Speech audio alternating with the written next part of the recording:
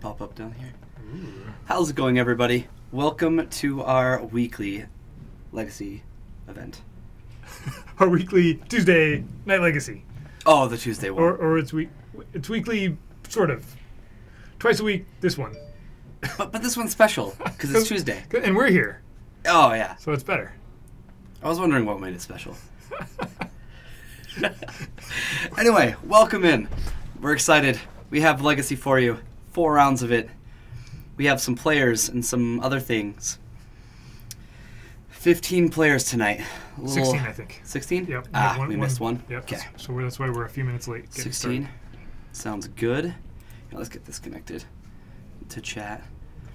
You do that. Oh, do you? It'll be Okay. faster. I'll Right tinker around with it. here. Ta-da. Yeah. You guys get to talk to us. You have to. You must. Ha. It's required. Because he pushed the button. All right. We have players sitting down. We just are not sure who they are. Yet. We've got. Let's just Start looking at things. transition and show you cards. All right. We'll So- figure this out in just a moment. This is Tim and Jeremy. 100%.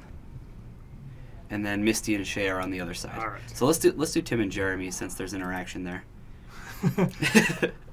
Tim's over here. What is Tim playing in Legacy? Tim is playing Judd. Oh, so there's a reason why you wanted to watch. No, the reason is because I actually didn't want to do commentary on Storm. Oh, that makes sense. Yeah. What's Jeremy playing? Jeremy's playing, I believe, Death and Taxes. Taxes. And taxes. D and T. Taxes. There we go. Sorry. Give me a moment here, and I'll get Perfect. there, guys. I'll get there. Get it live on Facebook. Would you take a Flash whole Flare, binder we in would for absolutely take a whole binder in for trade. trade? We are live on Facebook, sir. Tuning in from Cedar Siri? Siri. Cedar Siri. It's where the vocal thing from his iPhone is from. Ah, gotcha. Cedar Siri. Cedar Siri. Yes, Flash Flare. They would not only take a whole binder, but they would even take a whole binder with cards in it. We would take a binder with cards in it. Yeah. So, Brian's making his way back, is what I'm hearing? That makes sense. Yeah.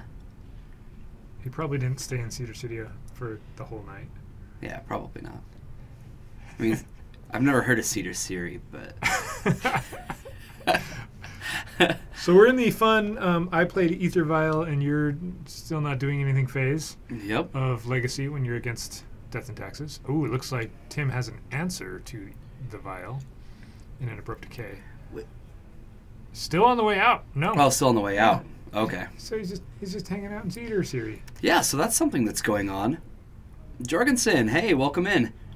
So, some news. I mean, I guess we don't have a ton of people in our chat yet, but we have our manager and our owners fleeing from the store Right. right now, escaping. Running away. Yep. Running Escaping. away into Siri. Mm-hmm. To Cedar Siri.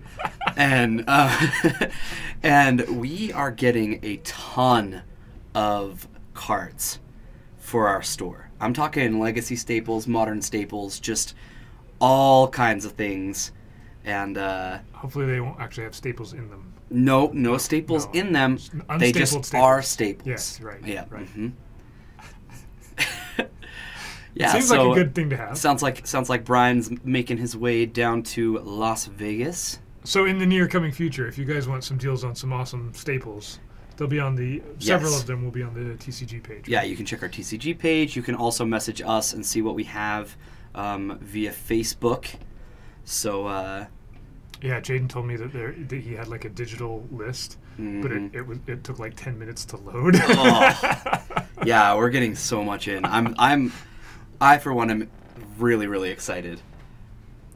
You're making your way downtown Cedar City? Walking fast, faces past, but you're homebound. Wait, but then you'd be homebound. Uh-oh. do we have the titanium staple? Nope, no titanium staples, don't- just yeah. the other staples. Yeah, the modern legacy staples. Right. Some quantity of revised duels and all of that good stuff. Whoa, wait. Why? That's not legendary. Yeah, you don't need to do that. It does. In fact, you can't do that. Do you want me to? Yeah, you might. You can't just throw a land in your graveyard unless there's a reason. We'll fix that real quick. Maybe Jeremy's thinking of something else.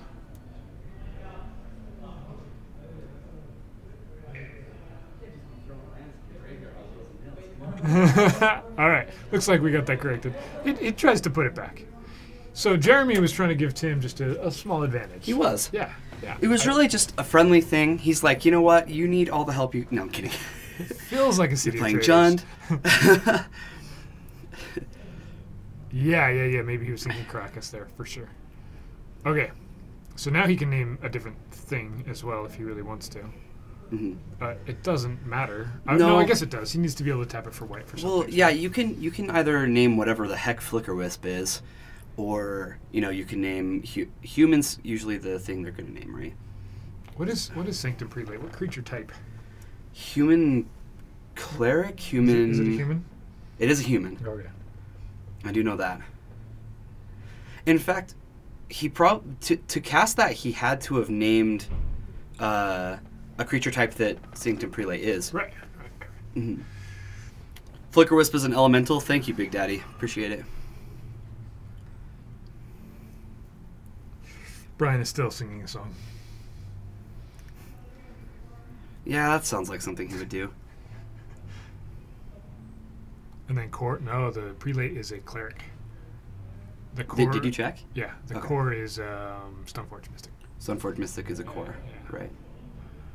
All right, we've got a Bloodbraid Elf. Lightning Bolt. Ooh, they Okay, so he be can't cast. play that. Yeah. So he can choose to put that on the bottom. Otherwise, I believe that just goes in the graveyard. What? He actually can't cast it. He doesn't have the mana to cast Yeah. it, so it should just go to the bottom of the library. Well, Sanctum Prelate is the reason he can't cast it. Oh, is it on one? Because we're cascading, Oh, okay. right? So Yeah, this, yeah. normally he just cascade. Do we have any Storm? Yes, we have Storm. On In our, fact, on our backup match, Our we've got some storm. it's storming. Things are storming. Brian's not singing? Oh, then I'm just confused. He's just saying the words. No, he wants me to sing it. Oh. He's saying he's not singing. Right. Making my way downtown. Brian and I were getting, well, I wasn't. I had no involvement in this, but Patrick was singing from the room next door, and every now and then we could hear him belting out some tune through the soundproofed, not actually soundproofed room. Patrick and I actually went to a bar who has karaoke on Monday nights last night. It was a lot of fun. Okay, so right there you had Bloodbraid swinging, and Jeremy chose to sacrifice his Sanctum Prelate on one in To order the Grimflare. to block the Grimflare. Is that correct? Is that what you do? I mean, Sanctum or Prelate, not Sanctum Prelate. Yeah, Prelate on one pretty damages Jund, right? No, it's 2. Okay. Two is the number that hurts the most. There are a couple ones, and that's Lightning Bolt and Thoughtseize.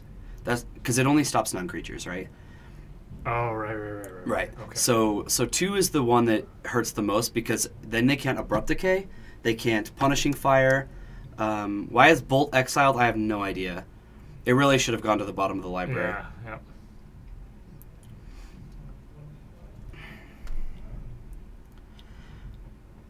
Because Cascade and Sanctum Prelate conflicted, and everybody went, what do we do?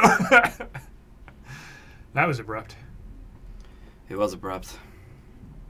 It doesn't make any sense. How can you abruptly decay, right? Isn't decay something that just takes a really long time? I think that's the definition of it. Every time. Abrupt decay, I think it in my head and go, there's something I can make funny about this, and I should stop. Mother Runes. The Therese Nielsen variety. Of the Therese Nielsen variety. Tim has a Wasteland. Oh, he got a land tap, yeah. I see. Decay has nothing to do with time? Okay. Just state. All right. Interesting. I've never heard of quick decay. It's always slow. No, this isn't quick. Yeah. This is abrupt. It's really quick. Yeah, like snap your fingers. The thing's decayed. Right. Yeah. That's. See, Jorgensen? I don't think they can decay that fast. Come on. Maybe in more humid climates. Maybe that's what it is. It's too arid here. Maybe. Elsewhere, things happen abruptly. We're getting talked to. It's because it's the first time we've had Patrick on the chat sheet. So naturally, Patrick's like actually giving us information. Love it. You've heard of abrupt decay? Okay, yeah. It's a thing that happens in Ravnica. Right? Yep. Yeah. Mm-hmm. I checked. Mm-hmm. Hey, look, a Tarmogoyf. And do you see that? Do you see that Tarmogoyf? It's from the future. It is. Yep. Why are we so excited about that? I finally got it mismatched. Do you have one from each set now? Because you can do that. I do. I do have one from each set. And the MM15 one's foil. Oh, there you go. See, obviously, Jorgensen comes up with a very scientific, absolute, definitive way where something I've seen on TV decay very quickly. And that's exactly the type of reality that I was thinking of. Whenever I am looking for like something direct, something that's going to give me the answer, the first place I go is TV shows. Buffy the Vampire Slayer. Particularly that one. You start there and right. then you kind of work your way back. Exactly. Yeah. So guess what our other match is doing right now? Well, based on the fact that we're shuffling and sideboarding, I'm going to guess shuffling and sideboarding. Yeah, yep. The other one's shuffling and sideboarding as well. I guessed it. I also knew, but we should like stagger them and make the backup match start like 10 minutes late so this stops happening. It would still happen. Oh. Decay, the state or process of rotting or decomposition slowly. That's what it says right there. Flowers decay pretty abruptly. You buy some and then dead when you get home. Here's some nice. See? Yep. Perfect. Decay. We got it. We got it. So there's vampires that have been staked. Uh-huh. And there's flowers that particularly Wickelmack buys for his wife. Right. And there's a definition that doesn't really answer our question at all. Yeah, I don't get it. Yes! Wait a minute. Captain QC, we are always plan A, right? Well, let's take two stances on this one. Yeah. So keep going with your stance. Oh, I was just going to say, there is no B, C, or D when it comes Right. to Tuesday Night Legacy. Yeah. What's the other stance? Thank you for keeping us at the top of your plan. We appreciate you tuning in. Hey, we are breaking down abrupt decay into two separate things, which they are, right? The abruptness and the decay. They're shuffling. Jorgensen. Ah. You wanted to say plan C, but you felt kind. Well, you know what? The upgrade from C to B, I hear that's a big one. He's Captain QC, so it always is plan C, right? That's how it works? Yeah? No. Hey, as long as you guys can see the quality conversation, I feel like it's a huge step up. It is. Yeah. As long as the video stream isn't stuttering and doing what it sometimes does, it's still stuttering, isn't it? But yeah, shuffling and sideboarding. No judgment. No judgment. We're just trying to make everybody have a good time. Plan Q. Oh, like QC. Oh, got it. Okay. Yeah. Q and then C. It's a dyslexic type thing, right? You were promised and we Okay, delivered. guys. Awesome. Here's our other match. Also shuffling. See, I didn't lie. Yeah. I didn't lie. Okay. Let's update this because something happened. Oh, something did happen. That's true. Jund did the Junding thing. It did do the Junding thing. Did you look at and see how much a license plate would cost? Is that a thing that's been researched? Yeah, Jorgensen had already looked it up. He knew. I'm just gonna need to get paid again before I can make that change. Maybe you can reserve one before you make. No, you probably have to pay them first and then reserve it. Type thing. So dumb. You have to pay for things and then you get stuff. Like the state level too. Yeah. Right. Yeah. We were having a discussion last week on what a good license plate would be. That specifically I was going for something that a Magic player would instantly get and everyone else would just be confused of. But it not like MTG something, but like Kyre's plate is definitely going to be JUNDM OT. OT or OUT. Can you fill or that JND OUT. Less shuffling, more playing over the camp table. So yeah, Jorgensen's already got the answer. Unless I'm already renewing my registration. I think my registration just barely got done, unfortunately. I think it was in August.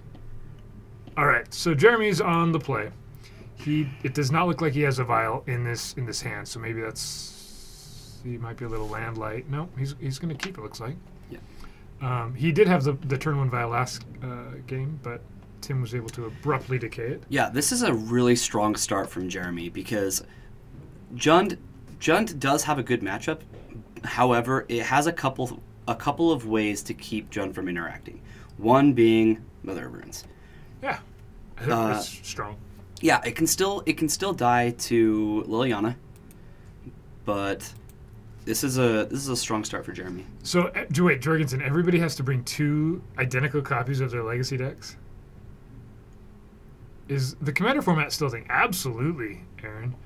Here on Fridays, there's at least 10 players playing Commander. Yeah, Aaron. Every Friday. Not only that, but every day we get at least a group of Commander going. Yeah. And that's even during the day, not including like during our tournaments at night, and we usually have Commander going on even as we speak now. So it's amazing. Very real. And you can tell just by prices, right? Like if you just look at Magic secondary market prices websites, there's cards that you go, why is this a $10, $20, $30 card? Because of Commander. Why has Sol Ring been printed like actually 100 times, but it still is $1.50? Yeah. It's been printed probably 20 times now. Still over $1. Impressive. Thanks, Commander. Thanks, Commander. No, I was saying earlier, I just went through all these old cards that I have, and I have like 140 Commander viable cards that I'm never going to play in anything. They're all singles, one-ofs, and it's just a matter of who wants them. It meets up at noon every day, Brian. Right. Is that? Yeah. Yeah, and Commander happens everywhere. It's not just here. It's a thing that happens all over the place. Commander, they maintain a abandoned restricted list, and it gets updated. It does. Yeah. And there's 1v1 Commander, which is a different thing entirely than. I think it plays very differently than a group Commander. Sol Ring question. All right, we got a Grimflayer versus a very nice Stoneforge Mystic, our core that we were talking about earlier. Yep. That looks like and that Mother of Ruins that's going to keep Tim from targeting anything efficiently. Right. Is this my Jund deck in new sleeves? Yes, it is. Yeah. So the mismatch everything is blame this guy. Not quite. I'm not mismatching everything. I still have a little bit of work to do. Not much, though. They don't make more than one Grimflayer. There is only one Grimflayer. I could get a pre-release promo, but that's not really different art, so I don't really care. So is there a reason why Jeremy's going for the cast on Jitte here instead of Stoneforging it out? Is there any reason? Not really. Against Jund, not particularly, no. So Commander, multiplayer Commander is not a tournament format. I've seen a few places that are trying to figure out a way to offer prizes for it. There definitely are 1v1 Commander formats, though, or tournaments. Yeah. Aaron, also, though, it was announced that it can be an FNM format. So as long as a store does like an entry fee and then, has... Yeah. They can match you up in 4-player pods. It can still work for an FNM tournament format. It's not very competitive. So you can have a prize or you can win a pack, but not like a group of 16 players, one winner. It's not a competitive format. Nah. There's too much weird stuff where you could have 2 players that are friends, or part of Commander is the politics of who's going to team up on who, and that doesn't work for a competitive tournament. Definitely not. for a casual little tournament where everybody gets a pack, or the decided winner gets a pack, or if you knock out a player, you get a pack type of thing. Right. Captain QC, did I leave Rancor in? Well, we're just going to have to see, aren't we? I mean, I don't know. Maybe it's changed. They're in different sleeves. I don't... Got everything. Can you take up. a Rancor out once you've put it in? Doesn't it just come right back every time you take it out? It does come back, yep. I take it out, comes back, I equip it to a new creature. Okay, so Tim just wastelanded Jeremy's Caracas. Is that what you would have done right there? Sitting on 2 lands? Actually, probably. Okay. Yeah, and I like this play a lot from Tim as well. It's the only thing you can abrupt decay. Mm-hmm. Because Jeremy really doesn't have a presence on board as far as power. All he has is the ability to protect his creatures from removal, which is definitely a good start. But yeah, taking him off of Caracas takes him off of a white source. This does remove him from a good number of 3-drops. Yeah, and the potential of playing right. two cards in this turn, right? You can't equip and play a 2-drop or something like that. Yeah, and he was smart. He fetched out his basics, so now he knows that every land he plays from now on is probably going to get wastelanded. So this is kind of a weird spot, right? Tim's attacking with a Grim Flayer, has trample. Jeremy can choose to block and tap to prevent damage, but there's no threat of Lightning Bolt. It would be an Abrupt Decay. That would be the only thing that Tim could kill the Mother if he really wanted to right here, if he has another one. Looks like he doesn't. Okay, so he takes 1, or yeah, because he doesn't have Delirium yet. Stip for info. Wait, I don't think that's how it works, Brian. You can't stipulate information. Yeah. We're just going to talk about random stuff. You can anyway. throw bits at him and then see how many bits it takes to. I guess that's a. Yeah, how many bits does it take? How many licks does it take? Oh wait. Okay, so he gets Delirium. Yeah, he's able to find a Pithing Needle and a Liliana to complete Delirium. Now it's a 4/4. Something gives me a feeling that matters. Yep, and he's got. Okay. Wow. Yeah. So now that Mother of Ruins is tapped, he gets to fetch up a Badlands here, and he's going to, I believe, Punishing Fire. Yeah. The Mother of Ruins. This is exactly the point I was trying to make, right? Mother of Ruins prevented A damage. Yeah. And it put him at risk, right? Which he's obviously. Probably not the best thing to do. At the moment. He says go. Now that was weird. I think that's right when you wanted to Punishing Fire, right? Yeah. Yeah, that was really odd. Whoops. It's not going to work now. I think he's realizing what he just did. It doesn't do what you want, Tim. I mean, he can still Punishing Fire the mom. It'll tap to protect itself. But that was definitely a mistake. There's no need to use it here now. I mean, you'll still have red next turn off Deathrite or off your next land. Yeah, he definitely realizes his mistake as that happens. And the second white source comes down, and now most things should be able to be cast. It's going to be a Flicker Wisp. I imagine this is going to target Stoneforge. Wait a minute. You can't punt us. Punt is for when we're streaming and playing Magic. You can't punt. See, the total punt count is at 20. Those are all ours from playing on Magic Online. I'm pretty sure. You know what? This is our job, right? Like, our job is to commentate. We can take the punt. Nope. I'm not taking it. Jorgensen. Jorgensen wants 50 infos. All right, Brian. You heard him. 50 infos, and there's an extra one somewhere in there. Jorgensen gets 50 infos. You better give it to him. He stipulates we must have 50 infos. Do we normally play with the Graveyard face up? Oh, yes. Yes, always. Graveyard is public information. Back when I started playing, you stick the Graveyard in a big, tall stack. You didn't lay it out like this. But at any point your opponent can ask what's in there, and it matters. Like the Grim Flayer that Tim has out cares what cards are in the graveyard. Yes. And Deathrite Shaman interacts with the graveyard regularly. That's both cards that Tim has that are constantly looking at what cards are in the graveyard. So you'll often see Legacy and Modern players lay out their graveyards in such a way that it's all pretty clear what's in there. Some decks it matters a lot more than others. Jeremy doesn't really care what's going on with his graveyard as much. Yeah, there aren't very many cards, if any, that Death and Taxes cares about with the graveyard. Does that count as an info? Did we just give Jorgensen a piece of info? Well, that would require Brian to give 49 more infos. Yeah, well, if we give 49 throughout the night, then Brian doesn't have to give him any info. I mean, I kind of want to hear what Brian has to say. Yeah. I mean, here Brian is driving and like just listening to the stream, and here Jorgensen's like, "All right, Brian, give me the infos."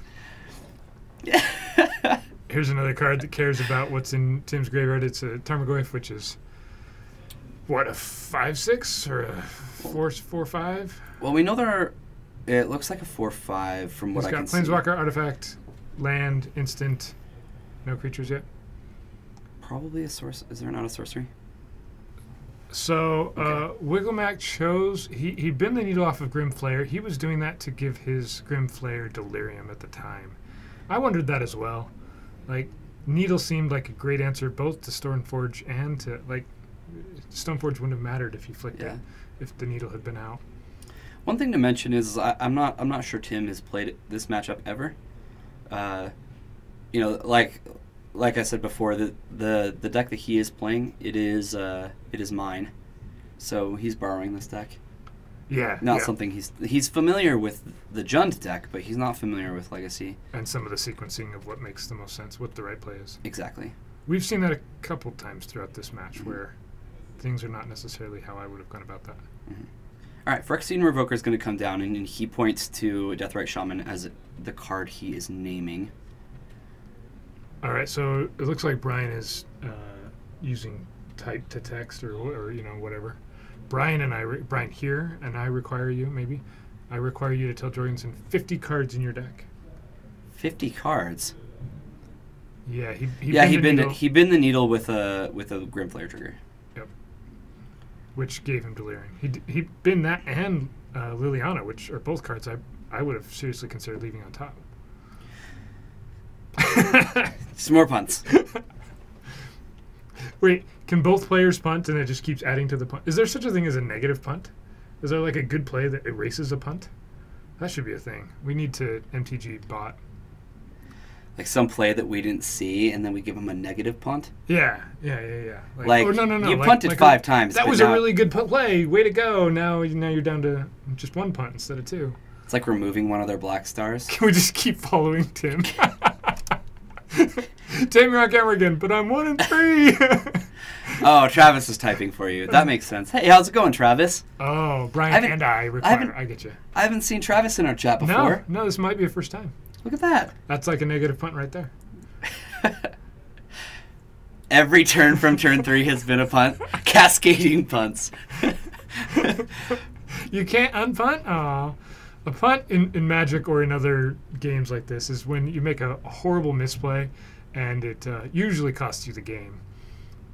And so players, especially when they're describing their own play, talk about, I punted that play, or that was a punt. Everybody saw me make that horrible play. You don't unpunt. You can unpunt. Okay. You can unpunt, but it's a mod-only command. So Jorgensen's the only one, or Jorgensen and Brian are the only ones in the chat right now that can unpunt. F711 tries to unpunt and it won't let him. Oh, that's fantastic. All right, so our live totals. Jeremy's at 10, Tim's at 13. Sometimes I lose track of that. Yep. Arg, you say Arg? Okay. Thank you for sharing. Stodontu likes to be a pirate when he every enters time. Our chat. Yeah, we always know. Yeah, no problem, Aaron. Not an issue. We just gave Jorgensen another piece of info. Oh, Paragons. Oh yeah, we can unpunt. Yeah, we're not going to do that. No, nope. we have We have words to say. We don't have things to type. There would be 0 punts if we started unpunting, right? Was that a punt? Not really. It was more like a small mistake. Internet's getting choppy and you're going through Arizona. Yeah, as soon as you get down into the canyon, you get 0 internets. Mm-hmm. Any pirate stomping today? No, but we do have a pox, a black-white pox deck. Yeah, I don't know. Like, how do you exclamation point and unpunt that? Captain Kesey has a good point. I mean, don't you hate it when people expect things from you when you're really just not capable of it? I do hate that. Except I'm not capable of carrying, so. That's an interesting thing, Jurgensen. Now that I mean, you could test it out. All right, Revoker got killed somehow, and so Deathrite Shaman's gonna hit Jeremy for 2. And Jeremy's in a kind of an interesting spot here, right? He's got a Batterskull on board. It's not equipped to anything. Right. Token died. I've been too distracted to pay attention to most of this. I don't know how, because there's some other runes and other stuff happening. I don't know how it died. Okay, so there's a Sword of Light and Shadow. Light and Shadow. Look at that. The graveyard does matter. Man, Sword of Light and Shadow.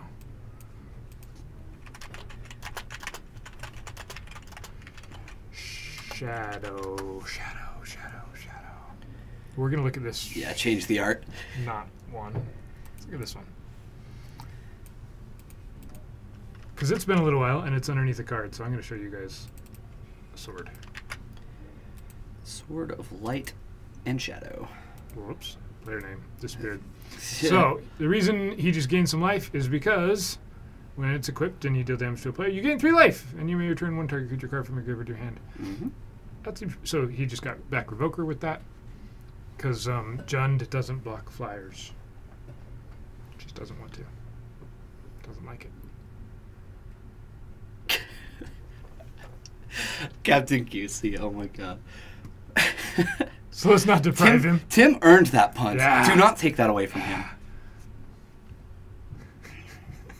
Next time he's casting, you can be like, that punt number 19 and 20, those were yours. He earned that with his blood, sweat, and tears.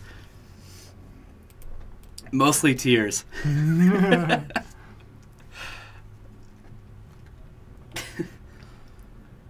All right, 8-8.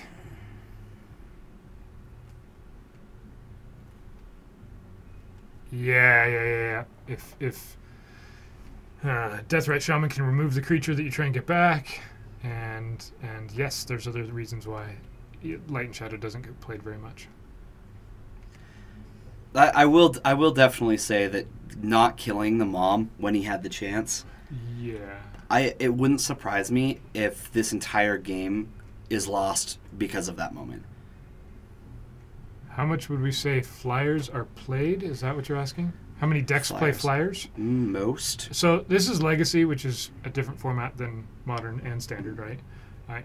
And flying is definitely a relevant ability. It is. It's just not very prevalent in the colors that Tim is playing, and in his build specifically, doesn't really like to play flying.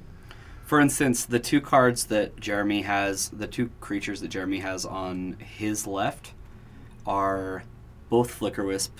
They're 3/1, and they have flying. I'm not sure why he didn't equip Batterskull either. I've been wondering that for a little while now. Yeah, I'm not sure. Yeah. There's a lot of decks. Some of the very best creatures in Magic have flying. In Sealed, when you're playing, where you just open up packs and you're either draft or you're playing at a pre-release or something, often flying is what ends up winning the game. I've had many scenarios where we both have 6 or 7 creatures out, and the flyer, the little 2/2 flyer, is the way that I lose. I love this. Not So Silent Bob chimes in and says, mismatching planes are tilting him. Literally the whole Jund deck is mismatched. Everything, every land actually, is just like everything. Probably the 2 things that are on the board that like are matching are 2 of like the only things that do match in that deck. And that's the Deathrite Shamans. And there's even one that does mismatch. There's an EMA one. So yeah, I'm pretty sure Jeremy had it last turn, right? He could have equipped Batterskull to the Flicker Wisp that's already equipped, He could have protected it with Mother Runes. It would have swung for lethal. This is not the time for Cool Joe facts. Come on.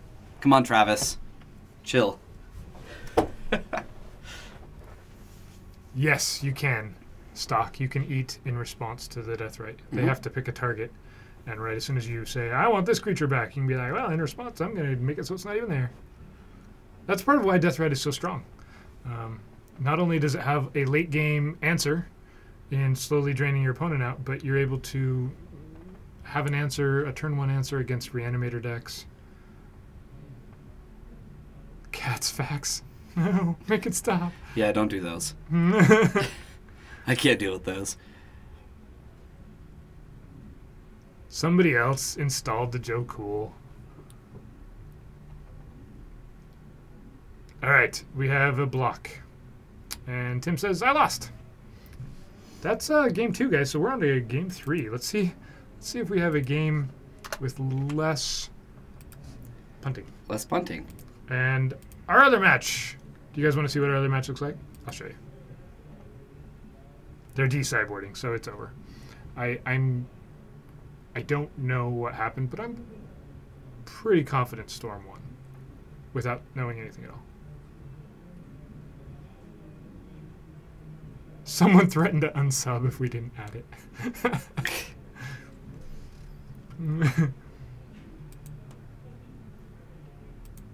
All right, so we got to show you. We got to show you more shuffling, guys.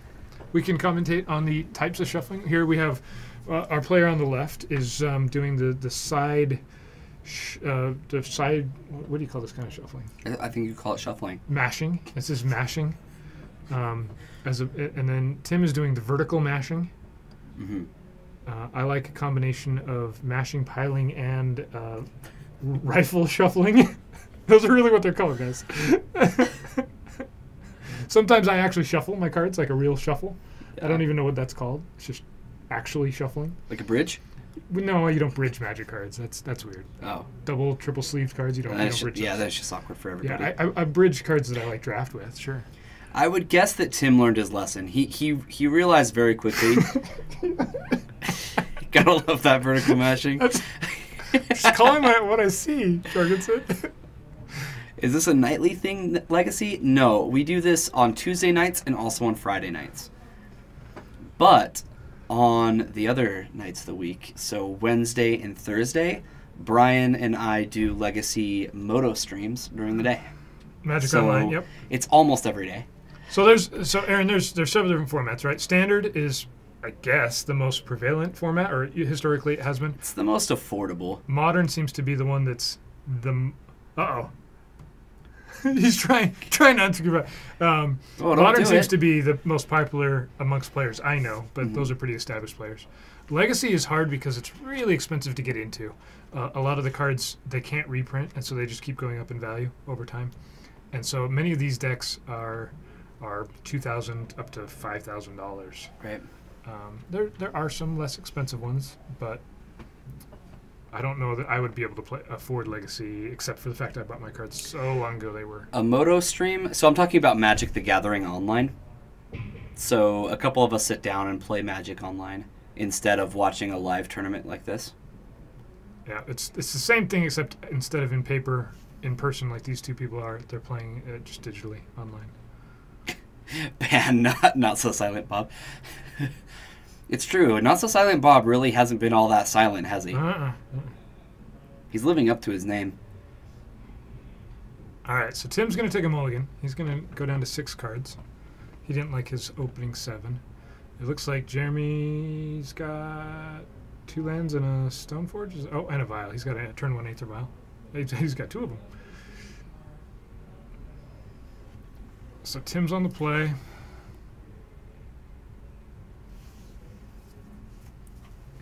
An ether vial. I call it an Aether Vial. That's always what I thought it was. It's ether.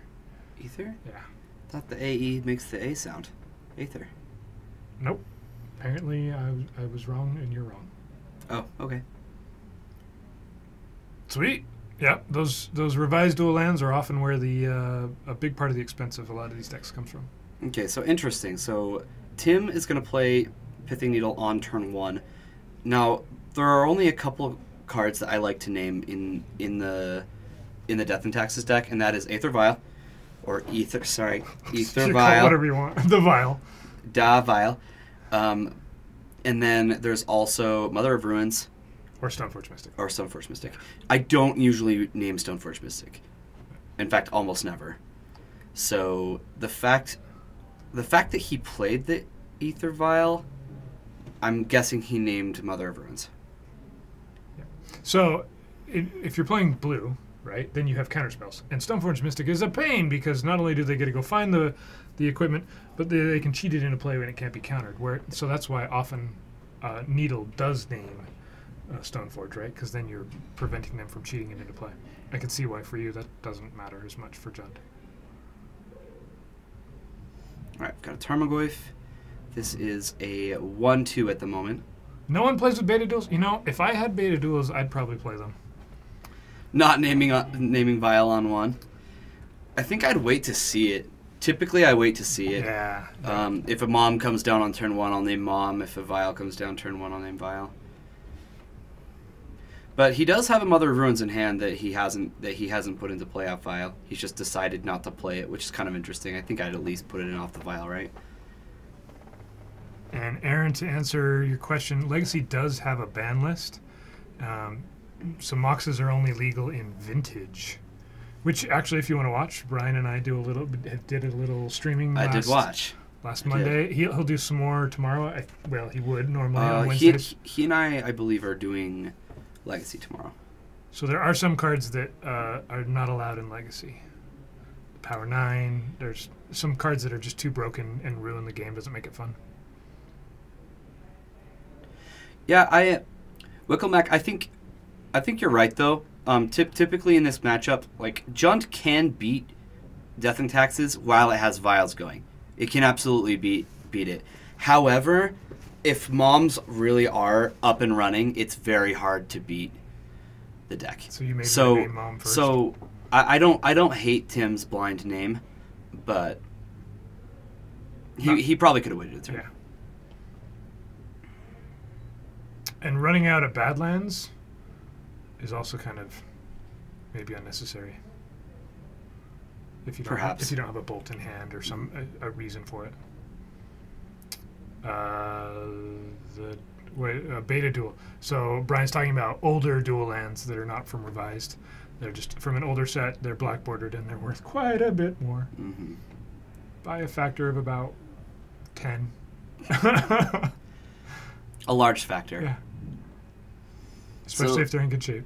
These Tarmogoyfs, they are still just oh boy, 1/2s. They are 1/2s, and now he has a pro green, pro black creature. Yeah. So Tim lost. He realizes that. He threw down his cards in disgust. Game's over. If he had named, if he has a lightning bolt, he can take care of the Mirror Crusader. Yeah, he doesn't have a lightning bolt. Not thinking so.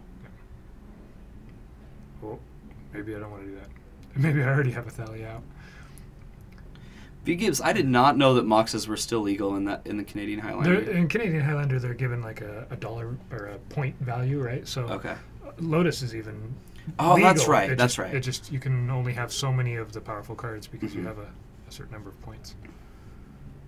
He'd still be in the game if he hadn't. Yeah. Well, of course. Jeremy's got stuck on one land, so the one land that he had. Maybe he wouldn't have wastelanded. So different game. Oh, he did. He did get a bolt. He does have a bolt. Okay. It's gonna be. It doesn't work though. There's a Mother of Runes. Mother of Runes can't be activated. I think that's what the Pithing Needle's on. Oh, okay.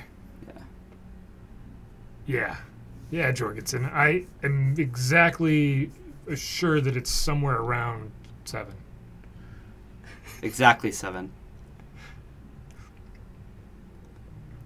Does that make it the highest pointed card in the game? I like this play from Jeremy a lot. So he's going to Vial in Flicker Wisp, removing Pithing Needle from the board for the turn. Yeah. And then he gets to activate his Mother of Ruins to save Mirror Crusader. And so he gets to win faster. He does. He was going to win anyway, but now he gets to win faster. Ah! Tim's going to attack. Take 4. Got him. Why not bounce his own Crusader? That would have been a thing he could have done too. That's fine. At this point, renaming doesn't do a ton. Yep. The vials have already done their work. This was a... These were some weird games for sure. Yeah. Not Tim. Death and Taxes gets it. All right, guys. We had a approximate start time of 40 minutes ago, so we still have a little while left here in round 1. Oh, 40 minutes. Is that right? No. Yeah. Oh, yeah. You got like 10 minutes. Best format you're not playing. Is Canadian Highlander. Yeah, that's definitely a format I haven't looked into. Nobody's playing it down here that I know of. Mm-hmm. So we've got a little bit of a wait because our backup match is very done. Very done. They got done way quicker than this match. It's almost like Storm likes to we win get quickly. to... Oh, where'd it go? It disappeared. It'll show up. Oh. I have faith. Okay. Did I... No, it's still there. Oh, there it is. Oh, Found it. Reset. I was going to say we get to see how many... There they go. There they go. Here comes all the 50 from Jorgensen. Got a few. You got like 5. Yeah. It's a terrible percentage. So you only get like 5 infos. Yep, he only made 5 in the cup. That means we only have to give him 5 infos.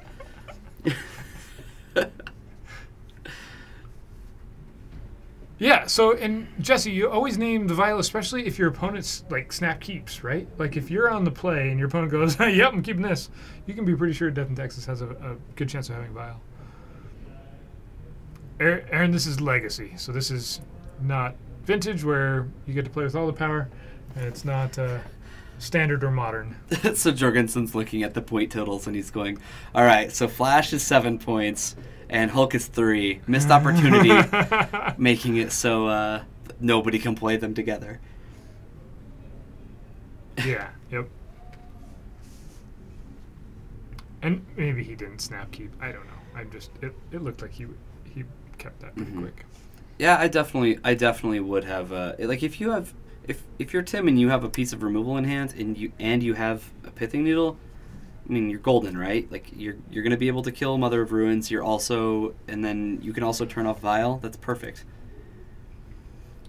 Oh, Canadian Highlander. It's just a format where cards are given point totals to put in your deck, and you can only have like so many points in your deck. So it kind of limits how you build. It's just a weird way to build decks. All right. It's been a little while. Ah, yes. I have an article. article. Has been a little while. I have an article for you guys. Okay.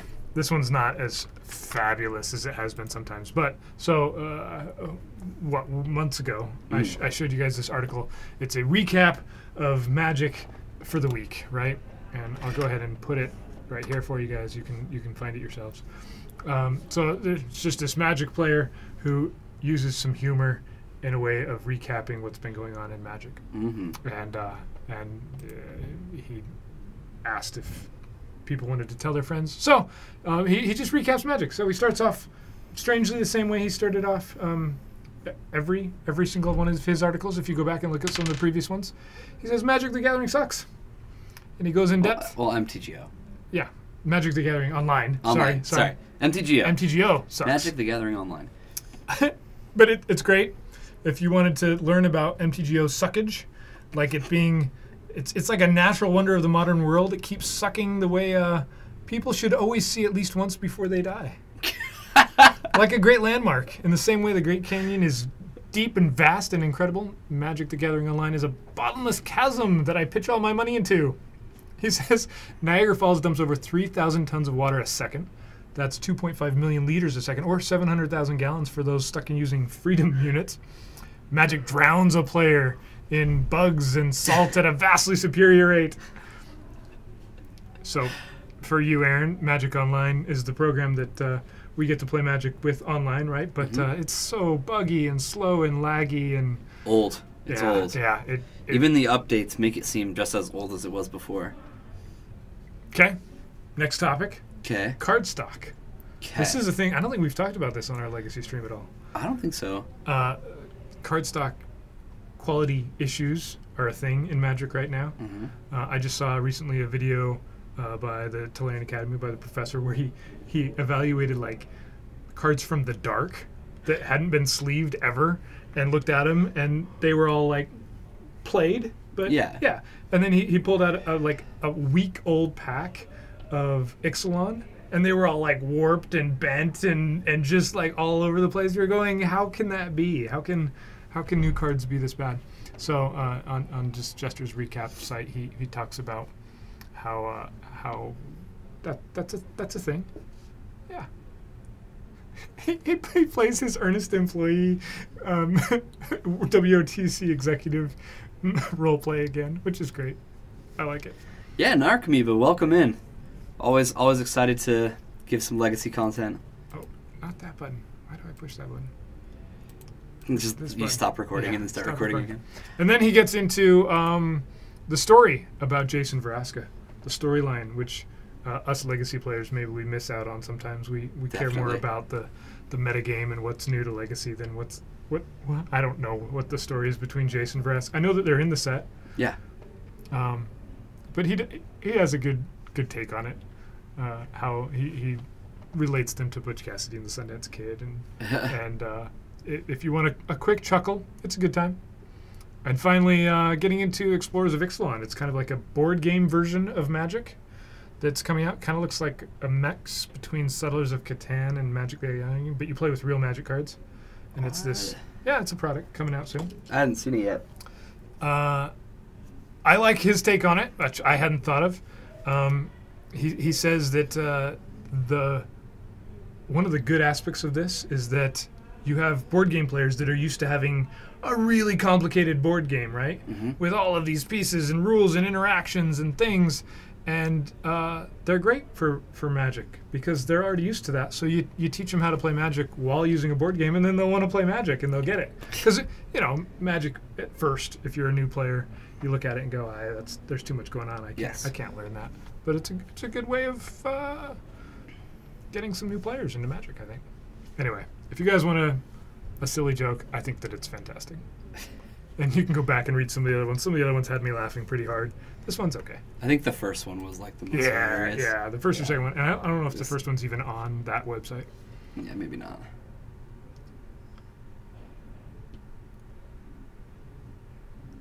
DRS possibly before Pro Tour. So DRS ban possibly, is that what you're saying, Jesse? Because all of the decks had Deathrite Shaman in them? I don't think that's a thing. No. I mean, people have been talking about it, but I don't think that's a realistic thing to do.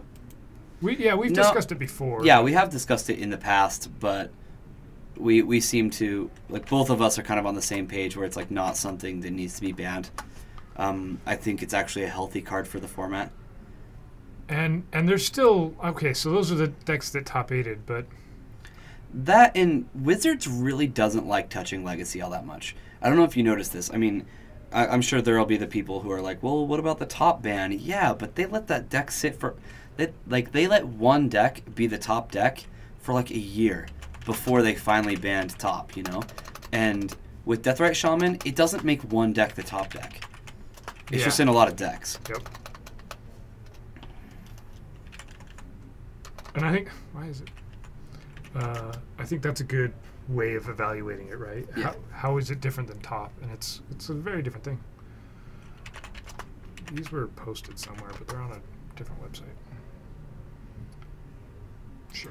Right. It's a staple. Brainstorm, Wasteland, and Ponder are in so many decks. And guess what? So is Deathrite Shaman. That's okay. Oh, not this. Why did it pull that one up? It was on what? Who did Eternal Weekend?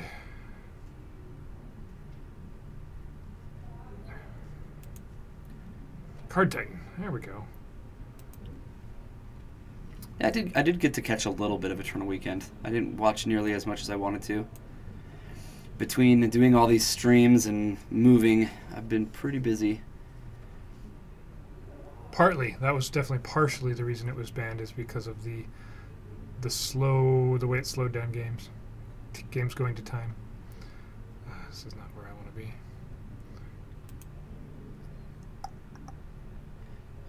Your reanimator deck wouldn't mind DRS going away. Yeah, I don't blame you there. I think that's a big reason why it won't. Actually. Exactly. It's because Reanimator gets too good. Reanimator probably would be too powerful if people didn't have something in their main deck to do, to interact. Yep. And I mean, if you look at the different decks, they're different decks going on here. Soultide Delver, Temur Delver with Nimble Mongoose feels like a very different deck than Grixis Delver to me. Actually, this is just a lot of Delver. Yeah, but 5 Delver decks. They're all doing different things. And definitely. I don't think one of them even wasn't playing Delver. It says it's playing Delver. Yeah, there are 3 Grixis Delver decks.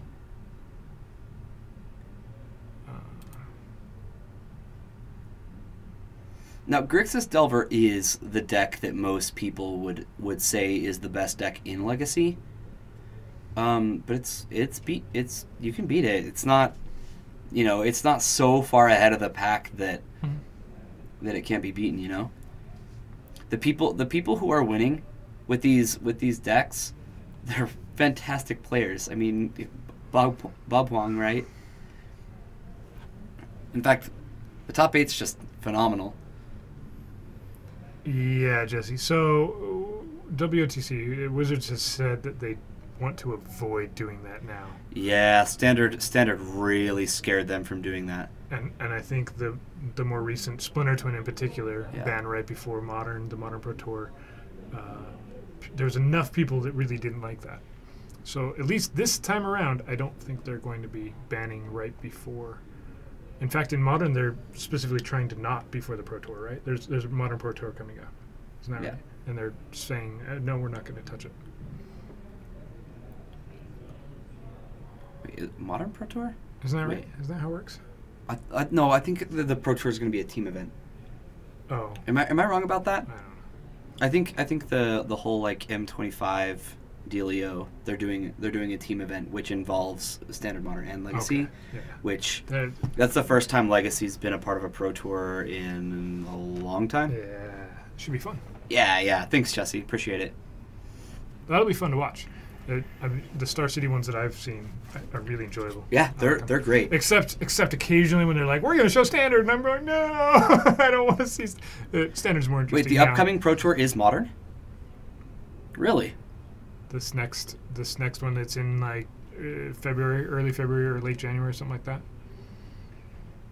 We could. I mean, it's not like we could have access to.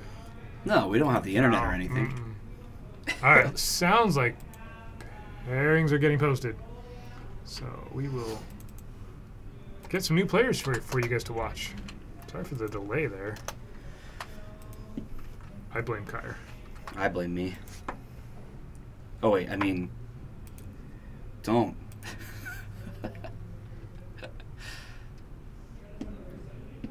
Okay.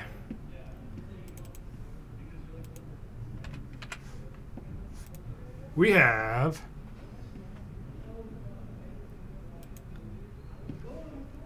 two players.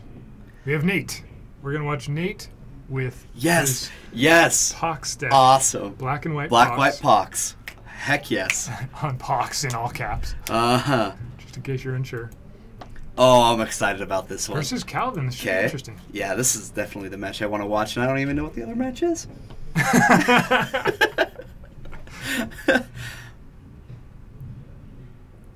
Yeah, they decided to bring back Modern for a Pro Tour this year. See, that's what I heard, Jesse. I didn't ever hear that there was just a Modern Pro Tour. But I've even looked at the list for like Pro Tours and like GPs and stuff, and nothing like that caught my eye. Nate, Josh versus Dominique. So Miracles versus Blue Red Delver. Wow, these are some interesting matchups.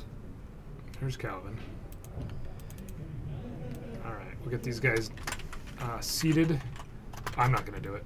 They're gonna sit down. They are perfectly capable of doing it themselves. So let's let them do that. I believe Calvin's on like a... I think maybe he's on a Sultai control build. Patrick sent us a thing saying Sultai. I wonder if he got to peek around.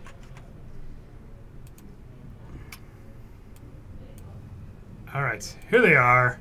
They're in the shuffling phase of Magic. Our favorite. Nobody doesn't like shuffling, except for a few people in chat.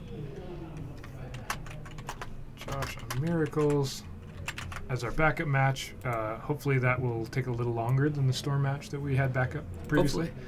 And we'll get to switch over to it. Look at that, Jesse. Jorgensen's got you. He claims to not know anything, but he got you.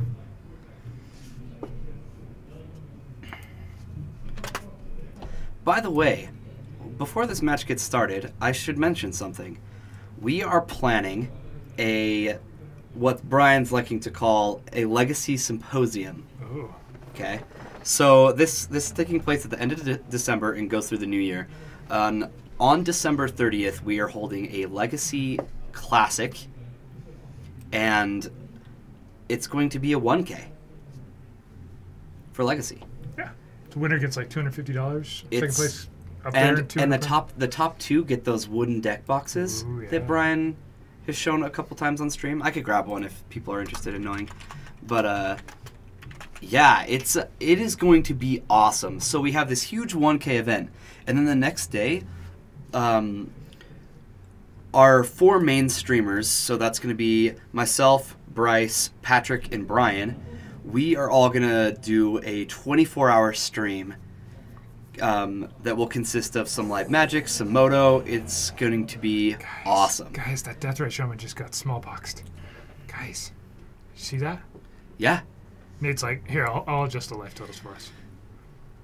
You know, I do think that Deathrite Shaman should be banned, though, because it doesn't die to Doomblade. Smallpox, though? Takes Yep. Oh, no, and he we're discards a Lingering Souls? Oh, guys. So guys, good. This looks like fun. I need to go make this deck and lose with it. I have all the stuff for Pox. I think a lot of people do. I don't play it enough. Jesse asked, when does it take place? Did you already answer that? Yes. So this is taking place December 30th. That's the classic, and then the next day we're having a 24-hour stream. And we haven't planned the full 24-hour stream yet, but we want to bring in guests to show, you know, their favorite Legacy deck, or, you know, different things like that. So if you would like to be involved in it in one way or another, please let us know. But yeah, so end of the year, and I want to say that Brian even wants to provide housing for anybody who watches the stream that wouldn't mind traveling for it. So Brian's going out of his way for you guys. If you're not playing 4 Tabernacle, I don't know that Tabernacle is 4 of is a Pox thing. I haven't seen that. Me neither. It certainly should be. Lingering Souls, flashback. Oh, we'll get 3 in this week. 3 Tabernacles. See, now 3 Tabernacles in a Pox deck. I can get on. Yeah, Jorgensen, I have to admit, I was pretty happy to hear that you're going to be coming up. Sorry. And there are some people who like watch the VODs and things, you know, so they're not a part of the chat very often because they play in our tournaments. But a lot of people are excited to meet Jorgensen because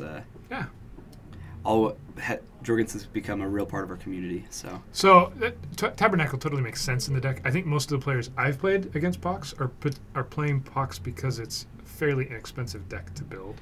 It is, and they probably just don't have access to a Yeah, Tabernacle. you really only need some like even the mono black version is very cheap. This one you probably need like a Scrubland or 2 and a couple fetches, but the most expensive card is Liliana. And you can Urborg to make your Tabernacle tap for mana. Mm-hmm. That you can. Unfairness. I don't have Tabernacles, though. You shouldn't. Yeah, I should. And me not knowing anyone. Not really. It probably won't.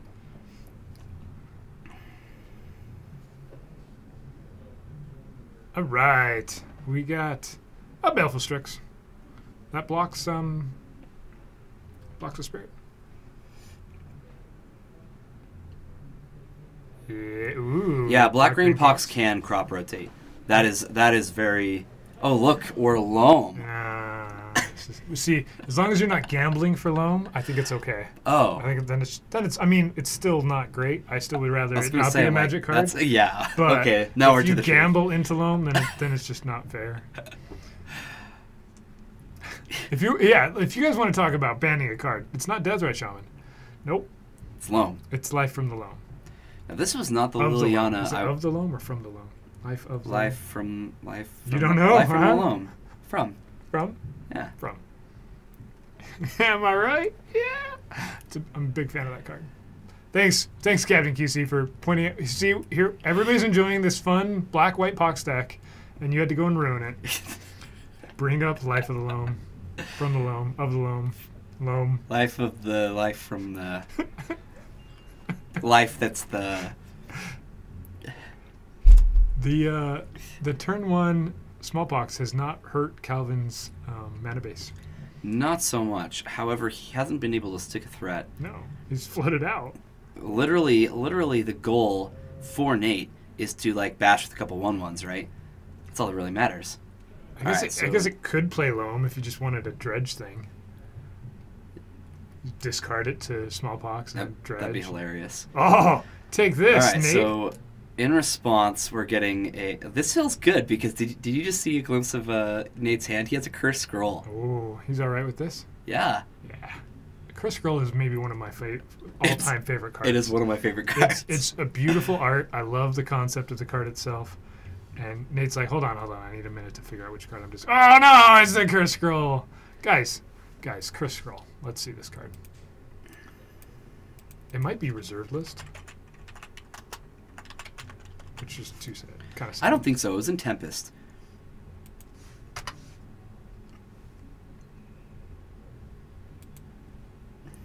Hasn't been reprinted. No, it has not. Only been in Tempest and what? Vintage Masters Online. Yeah. Oops. Look at that thing. That thing is just beautiful by itself. It really and is. The card itself is a fantastic concept as well. This card saw a lot of play in Sly decks, mono red Sly decks, way back in the day, when you would empty your hand out really quick and then use this to finish off. Oh, I love this so much. Okay, so now Nate has an Ensnaring Bridge and only has one card left in his hand. And so now Leovold can't attack, can't really do anything, but Nate will always be able to draw and make it so that his fairies can attack.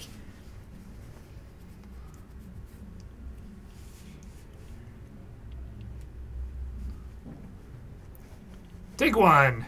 He chose the wrong token art. I absolutely agree, Captain QC, but you know what? Not everybody has access to great art. I live by that. What did I miss? You missed Nate playing a Ensnaring Bridge, a Blitter Blossom, and he's going to win. He's got another spirit! And another Spirit. There's another card you guys maybe haven't seen for a little while. Yes! From Mercadian Masks. Nether Spirit. Ah, this card.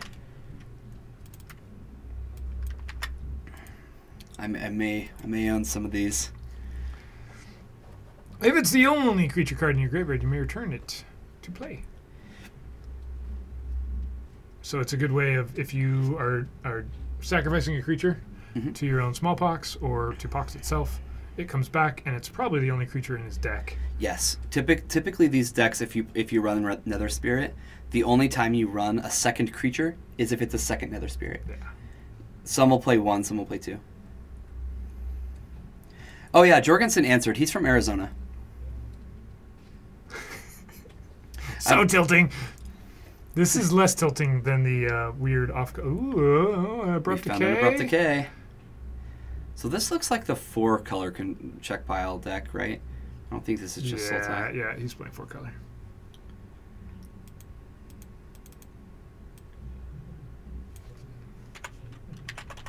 We'll just call it 4-color. Sure. 4-color Leovold, 4-color check pile, whatever you want to call it. Enlightened Tutor. Ah, yeah. Ooh, Here what we is he going go. to get enlightened with? I don't know, but I'm excited to find out. Another Bitter Blossom or a Crystal? Probably Bitter Blossom. If it had to be one of the two that you said, I'd imagine Bitter Blossom. This lets him. Ooh. Okay, so now he's gonna go for what, the Wasteland Lockout? Does he not have a Wasteland? He's got one in his graveyard, but I don't think this. No, does he have one? I don't think this is what. It's not what I would have expected. How about that? No, I think he's just coming up for the Paragon 1K, and I'm sure that Jorgen will have Jorgensen join us for some of our 24-hour stream as well. Yeah, check pile getting crushed. See, here's a Deathrite Shaman deck that's losing, guys. It's happening.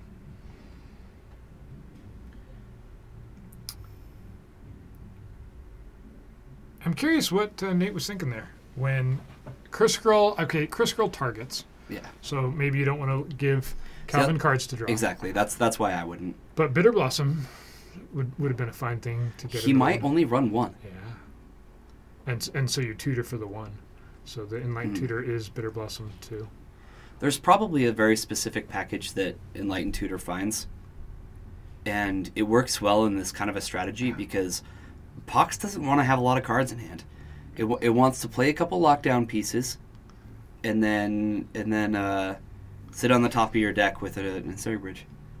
Do you remember? I think we have 16 or 18? No, 16 players today. We have today. 16 tonight. Typically, we're a little closer to 20, but... And then we have about that same amount for Fridays? Yeah, about the same. Legacy. There's 70 players in the room on Fridays between Standard, Legacy, Modern, and Commander. Draft and Commander, yeah. And about we run every event on Friday. 10 to 20 of those are Legacy every Friday. Yes. It's a full house on Friday nights here. It's incredible. You'd walk into this store and you'd be like, this is a big store. And then you see it on Friday and you're like, they need more space. Why is the camera still hanging? You was told it wasn't going to be hanging? What were you told it was going to be? I'm confused. Yeah. Because it got bumped a little bit, you mean?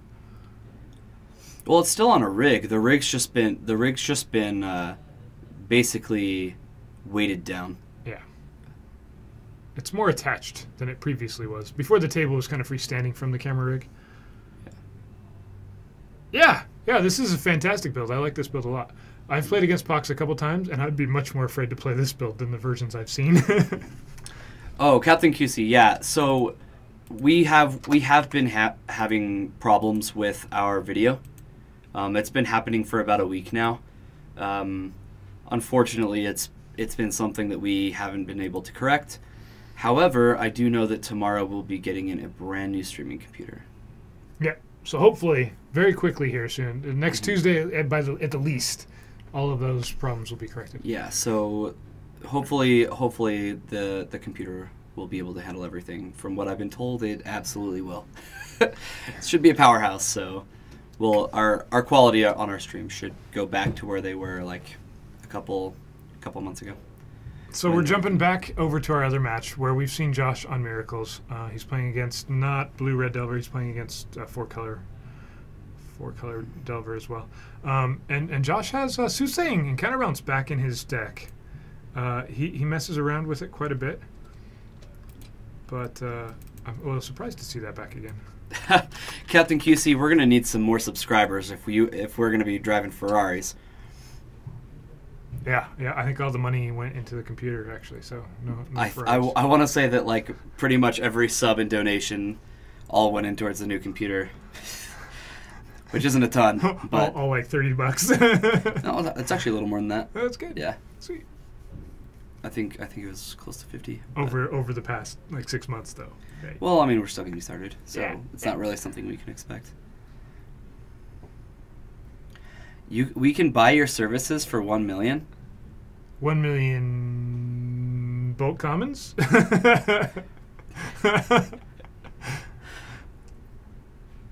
Lightning Bolt got counterbalanced. Guys, we haven't seen this in Legacy for a little while. 1 million infos? Yeah, right?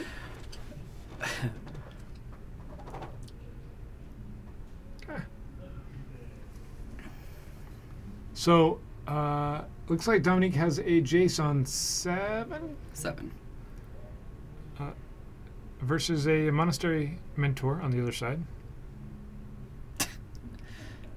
Oh, thanks for sharing, Captain QC. I'm glad that that's the one thing we can't do. I don't think either of us went there at all. No. No. Josh reveals another Mentor on top, so he's just going to counterspell the Snapcaster Mage. Said, nope, you don't get the Snapcaster back your bolt.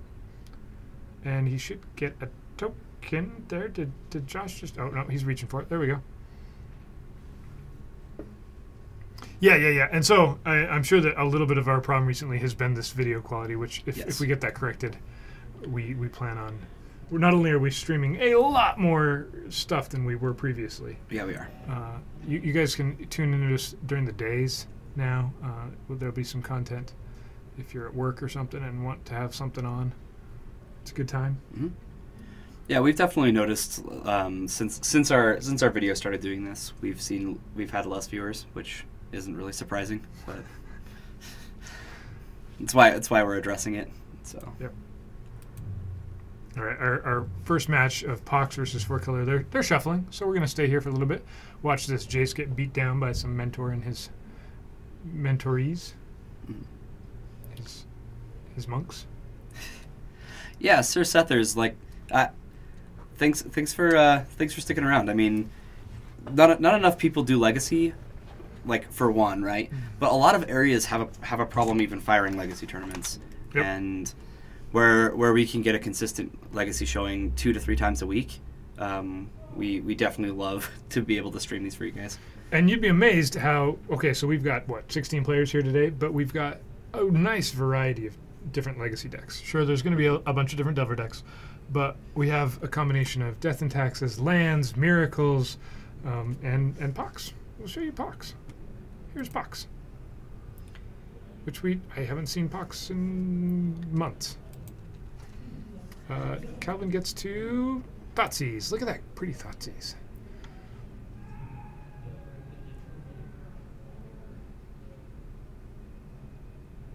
$200 minimum. For $10 a month, you can get 200 subs. Aha!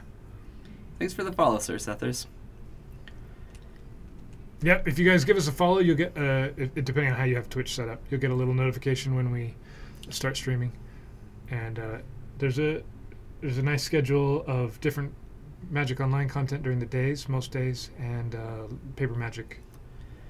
Yeah, right now we're focusing primarily on Legacy, and we are also putting our secondary focus on Standard. Modern hasn't quite fired up at our store yet, but we're going to start trying to fire 2 Thursday night streams for Modern, and if those start picking up, we can start streaming those too, which would be awesome. Ooh, he goes and gets a Chrome Mox to put it on top of the library. Chains of Mephistopheles. Yes, Narcomoeba 1. I actually have a little bit of insight on that. Yeah. I don't know if this Pox deck is playing it. Did we see one? I don't think so. It's a fantastic card. Yeah, so really what it says is, besides the first draw for the turn, if a player would draw a card. Is it either player or is it just opponent? Either player. Okay. That's why not a lot of decks can run it. Yeah. Whenever a player would draw a card, they have to discard a card to draw a card. And if they can't discard a card, then they mill one. Is that how it works, Jorgensen? I like that. Your opponent plays, and you just scoop because you have to figure out. And if you can't discard a card, you mill one, right? You said correct. That. Yeah. Him to Turok takes care of Innocent Blood. In other words, it's really, really good against Brainstorm, but not very many decks can run it. This Pox deck is known for it. The other deck is known for it is actually the deck that I play, which is Punishing Jund. However, that is not a card I own. You don't own a Chains? I do not. Travis does. He's let me borrow it a couple times, but I haven't gone for that yet. Vindicate! Yes, this deck is getting better and better, guys. Nate just got to cast Vindicate and have it be effective. I like it. Yeah, Jesse, it's crazy. I mean, for how many years was Legacy just like an 8-man tournament? Like, what? Like once a month? Isn't that what it was? Like they had trouble even getting 8 players, and now we can fire it consistently multiple times a week. All right, so Calvin fetches, plays a Leovold. Nate immediately says, it's getting source to plowshares. So Calvin says trigger. So he's going to shuffle and then draw a card off the Leovold. And then it'll be Nate's turn. And that Leovold is very dead. That foil Leovold. So pretty. It's not dead. It's exiled. It's gone from the... It's not even a part of the game anymore. Ah, dang it. Brighton got out of the canyon. He's back. See, exiled things cannot ever come back into play. We were just having a discussion. Except if you're Brian and you purposely put things in exile to bring it back into play. Brian, you're the only exception. Yeah. You are the only exception.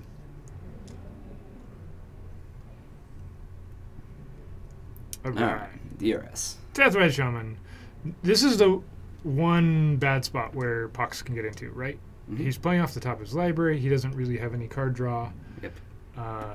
Calvin's got a pretty good grip. I know. There are always, there are some good ways. Oh man. Calvin's gonna brainstorm and look at more foil cards. Yep, that's what Calvin does. Those dual lands are not foil though. Yeah, he really needs to work on that. Yeah, he can't foil out his deck. Just can't do it. Poor guy. Should figure out a way to do that. All he can really do is upgrade them, right? Yeah, I guess that's what like a foreign black bordered or a beta is pretty much a foil duel. Right. Summer duels. I'm sure those are easily obtainable. That's what I'm saying. That'd be an upgrade. There's a market for those because I don't think they ever go for sale anywhere. Not usually. Nor would you really want to play with them. I don't think there are summer duels. Summer is 4th edition. There's no dual lands. No, I've seen them. You got chat. Help me out. There are summer duels. Summer was like a weird revised and 4th. Is there revised cards in? Maybe there are. You're right. Because there's like a Serendip and stuff like that. Anything in Magic summer. is easily attainable. I don't know. Some of those cards, I've never seen them even for sale. Yeah. See. Oh yeah. A 9.5 Summer C. Travis had one of those. Thank you. He probably sold it before it became ridiculous. See. I'm sorry, guys. You're right. Summer duels are a thing. I've just never seen one. Unbelievable. Who let this guy in here? You gotta see it to believe. So, Nate gets an arena. Actually, that's a thing. Absolutely. That might let him back in this game. It's gonna. Planeswalkers are really hard to deal with in Pox. You mean there's not Pox isn't. Pox itself, does it deal with Planeswalkers? No. Is it permanents or is it creatures? Creatures. That's why stuff like Vindicate is in the deck.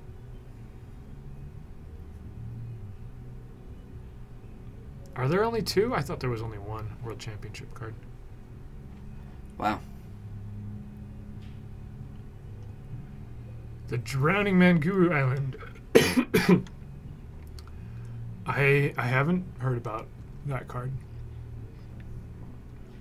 Where the Guru symbol is placed on the card itself. Yeah, Jesse, I remember when you came up here last. That was cool to see you. I didn't really get to talk to you at all, but still. The Drowning Man Guru Island, where the Guru symbol is misplaced and is upside down, so it looks like a guy drowning. I have not heard of that.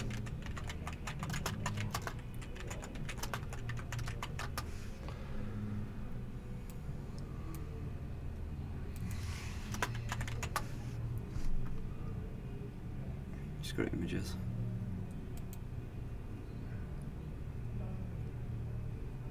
No, there is an image of it. Because there's like one of these ever.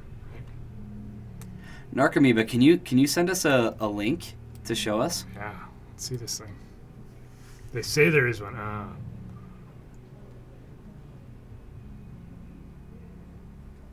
Alright. Let's see if Nate can come back from this certain doom that he's in.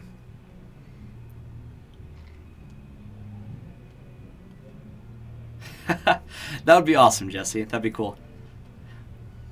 For sure. I'd love to get to know people in the chat better. Jace, brainstorming again. See, yeah. So Jace, the Mind Sculptor, is better than Phyrexian Arena. I think that's how that works out. I don't think that was ever a dispute. It's just more info for Jorgensen. I think I'm up to 4 pieces of info. Four infos. Yeah. Yep. We only need to give him one more info. This is only round 2. Because only 5 went in.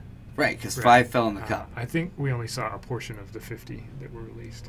Maybe. I only saw like 15. That sounds like his problem, not ours. All right, these guys are on to game 3 after some shuffling. Whoa, nope. 10-1. Not 10-1. Whoa. Let's see if we have anything happening here. Oh, we do, guys. There's things happening here. We are scrying. We are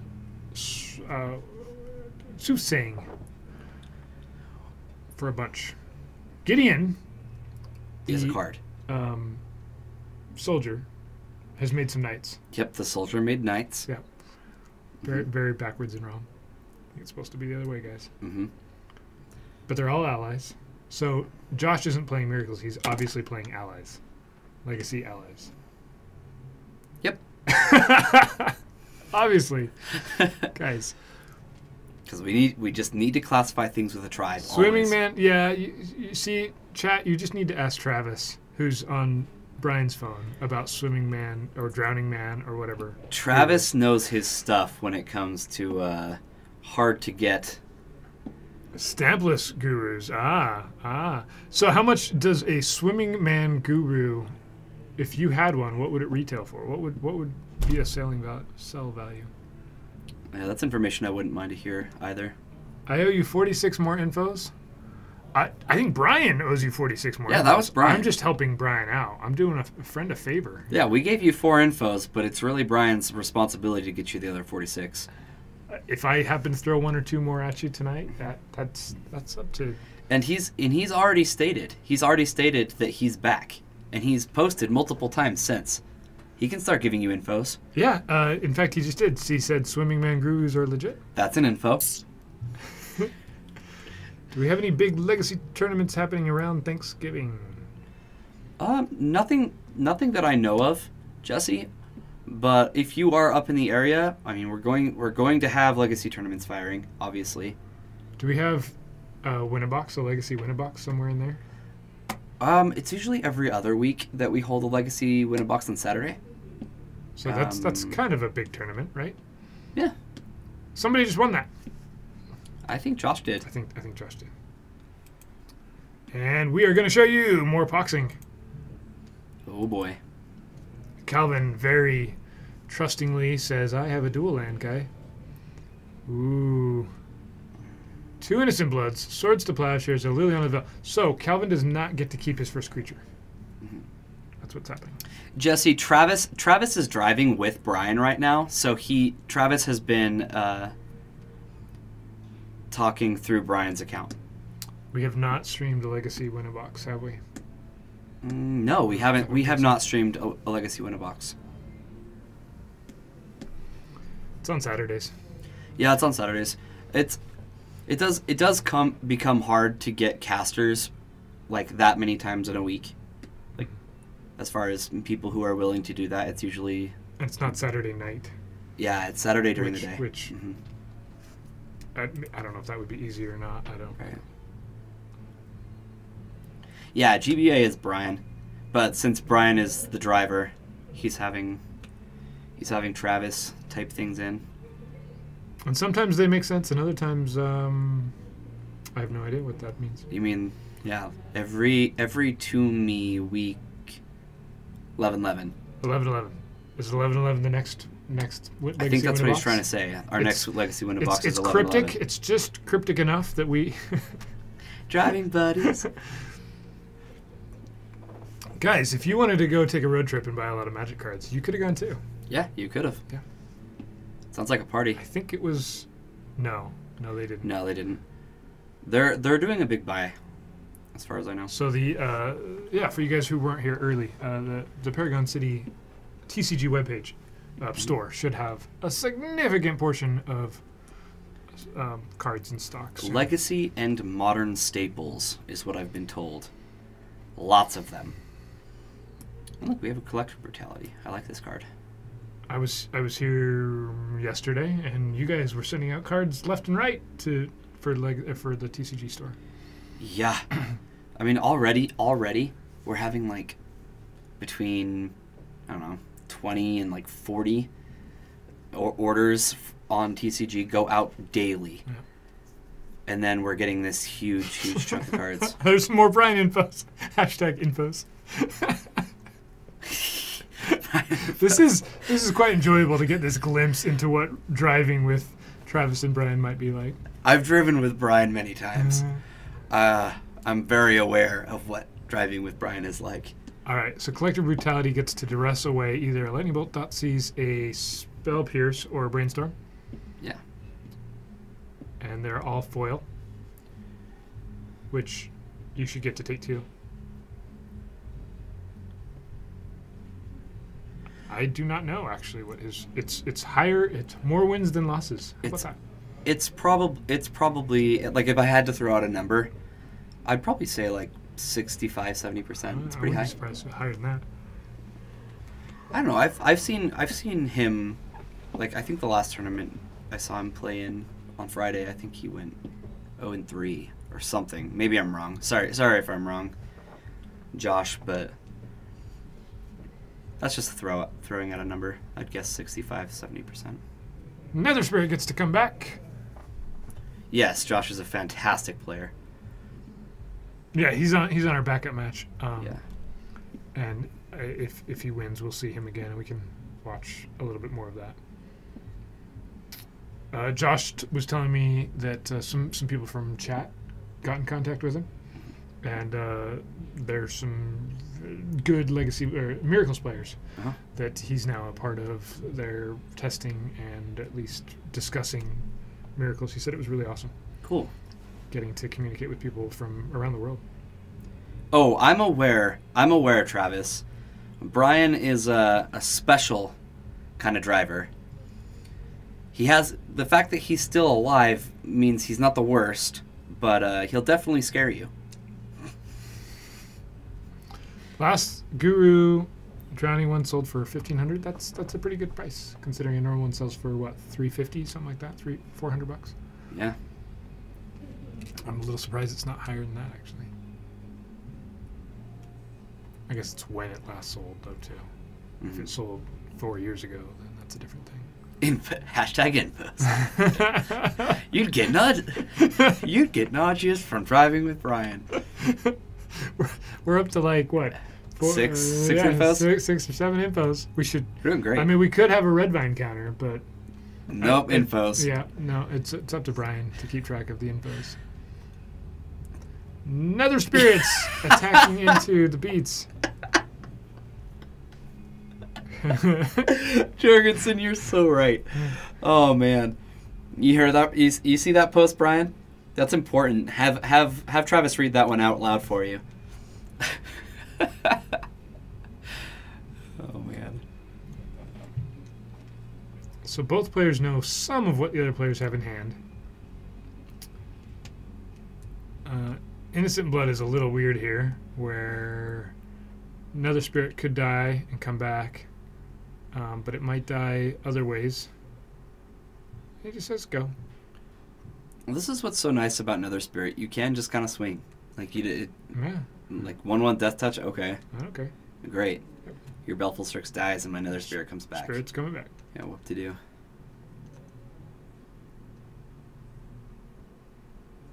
Here's a Gurmag Angler casting off of an island. It's been a while since we've seen that. The Urborg makes that island also a swamp. Brian likes driving at night, so you can't see his eyes are closed.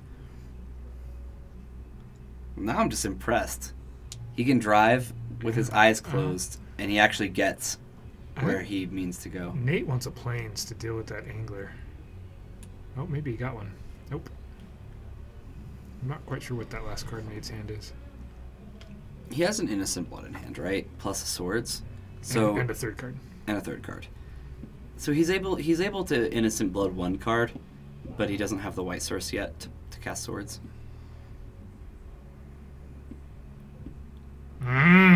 Right? And they would be damaged.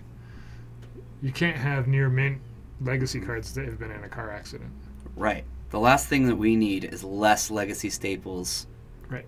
in the world. Right, yeah. They're on the reserve list, guys. Can you imagine? A truck got in a car accident. And there were these Magic the Gathering cards all over the freeway. Alright, Nate takes 1. Goes to 20. His Nether Spirit dies. Never to be seen again. Whoa, this accident is getting worse and worse. Yeah. This was... I didn't know we were talking about fire. Yeah, for a minute we were just talking to Fender Bender. Which night is our highest turnout for Legacy? Absolutely Tuesday. Brian isn't on the reserve list. We can always print more Brian.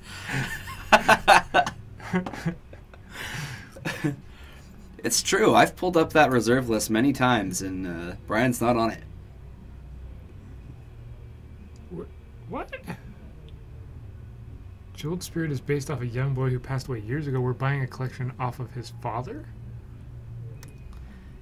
Why do I feel like that's supposed to mean something to me? Or is it... I don't get it. I mean, Jeweled Spirit is a card. Yeah. No infos on that. It's just a thing that was said. Yep. Smallpox. That'll take care of the Belfastrix, and now we know that this next turn, Innocent Blood will be able to take care of the Grimag Ingler. Unless it gets all Thought Seized or Spell Pierced or whatever. And then Innocent Blood. There's enough things here where it's like, okay, wait. Creature, land, and discard. I gotta discard. Mm-hmm. He already discarded that, right? Okay. Yep. It's dead. It's dying. It's maybe dying.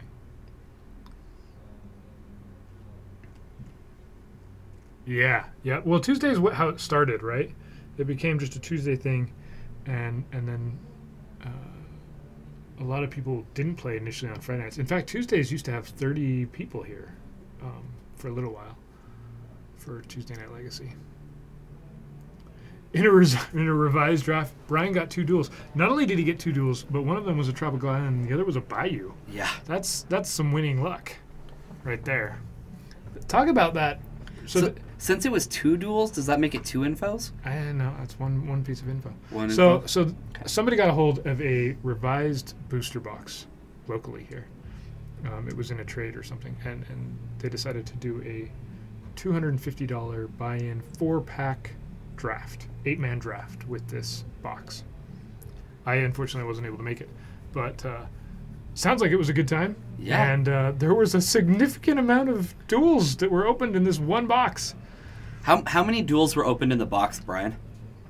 There was a Bayou, Tropical Island, there was a Volcanic Island, a Plateau, and I know a Scrubland was opened as well. One more, a Scrubland. There was 5 duels open, and there was, 4 packs unopened from the box. Wow. And yeah, that is a ton of duels for a box. Brian said one of his packs, he had 8 basic lands in the pack. So, I mean, back then, basics could have been in any slot. 5 infos. Hashtag 2 infos.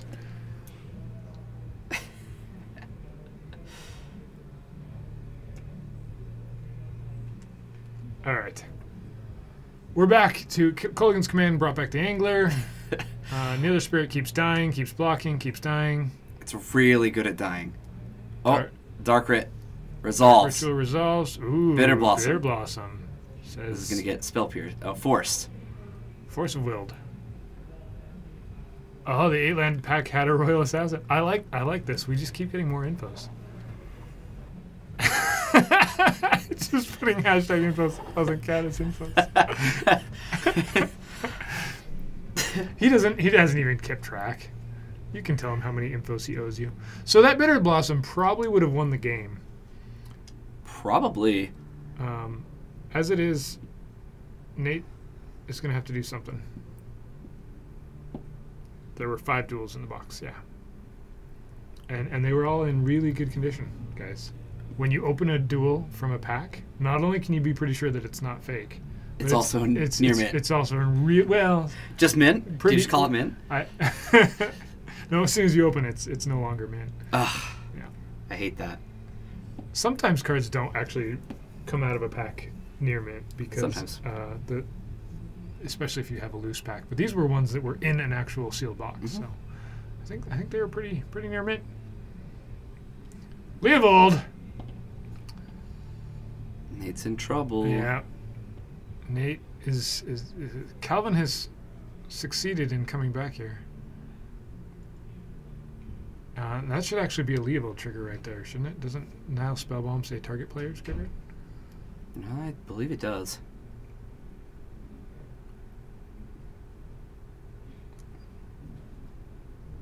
Exam gloves on? Yeah. I'm sure that's what they did. I don't think that's what they did. No, they actually had rubber gloves Oh, at yeah? the table. Yeah. Just in case. Yeah, they did. Isn't that right, Brian? You guys had rubber gloves at the draft table? Well, there's not much from a revised box that you'd want to get graded. Not from revised. Not a ton from revised. But Here again, here's a Wasteland trigger. Let's see if Calvin remembers his Leovold saying, "Hey, you just targeted my car." The Crucible of the Worlds gets destroyed. The land dies. It looks like he has... Oh, maybe he didn't get the trigger, actually. gloves were provided. #infos. I don't think it's going to matter, but man, drawing an extra card every time there's a thing would have made a difference here. But look how many times Nate has got to cast Neither Spirit from his graveyard. Right. It's fantastic. He will be able to play Enlightened Tutor this turn. He needs to find, and he does have a Dark Ritual. I wonder if he's able to get an Ensnaring Bridge into play this next turn. Looks like Calvin has whatever kind of answer he wants here. He can force whatever card Nate finds. And then Nate dies. Boo. We'll stick around for the death. Calvin could probably just show him Force of Will, and that would end the game.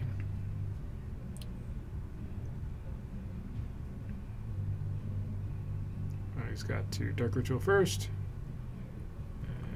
and then Ensnaring Bridge, Force of Will, bitching that. Yeah, he can cast it after Dark Ritual. Okay, so Nate loses to Calvin because things. Yeah, he had a Dark Ritual, Captain QC. All right, we're back here for this. This is probably game 3.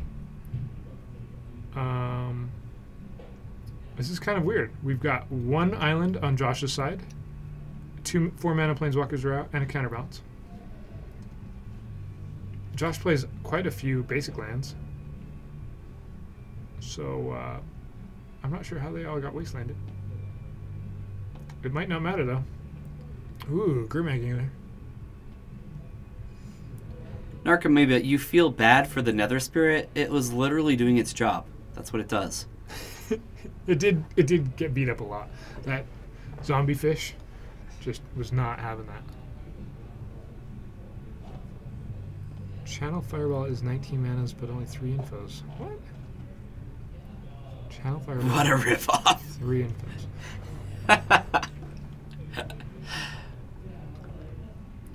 I just don't understand how you count the infos. You know, Yeah. like what counts as why does it count as 3 infos? I'm confused. I have no idea. Oh, Leovold getting bounced. That's a choice. Brainstorm sees no lands.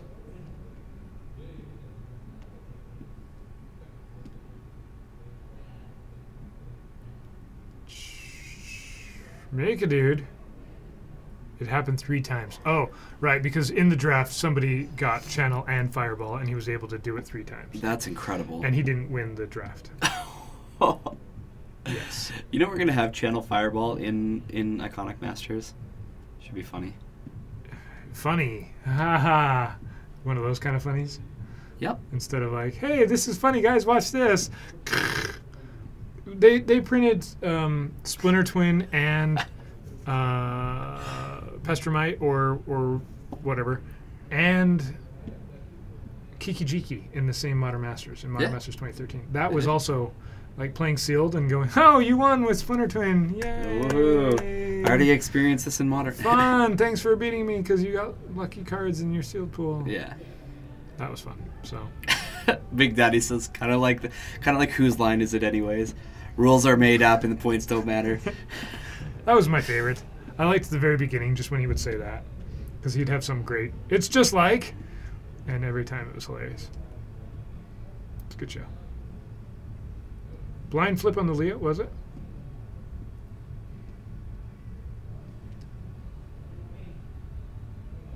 Oh, blind flip on the counterbalance. Yeah. Was it a He monster? had set up a brainstorm. That wasn't blind. Yeah, I don't think that was blind. So he bounced back the Leovold with Jace. It was a back to basics, Jorgensen. And he had set it up so that it would get countered.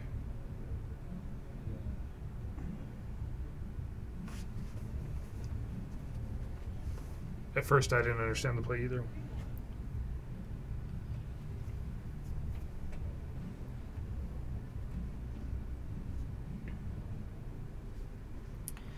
Back to basics. That is the 3-drop. I believe he hasn't been playing Monastery Mentor lately, so yeah, that probably is the only 3-drop in his entire deck. No, we saw Mentor in the previous game when we quickly went over to it. Yep. Yeah. Okay. Yeah, he's just switching up his Miracle build again.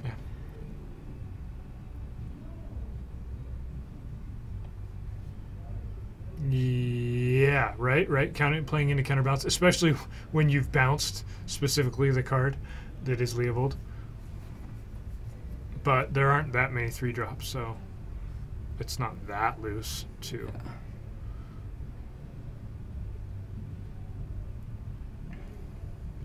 Gideon attacks by himself. And Angler doesn't block. Puts him to 1. Jace bounces back Angler.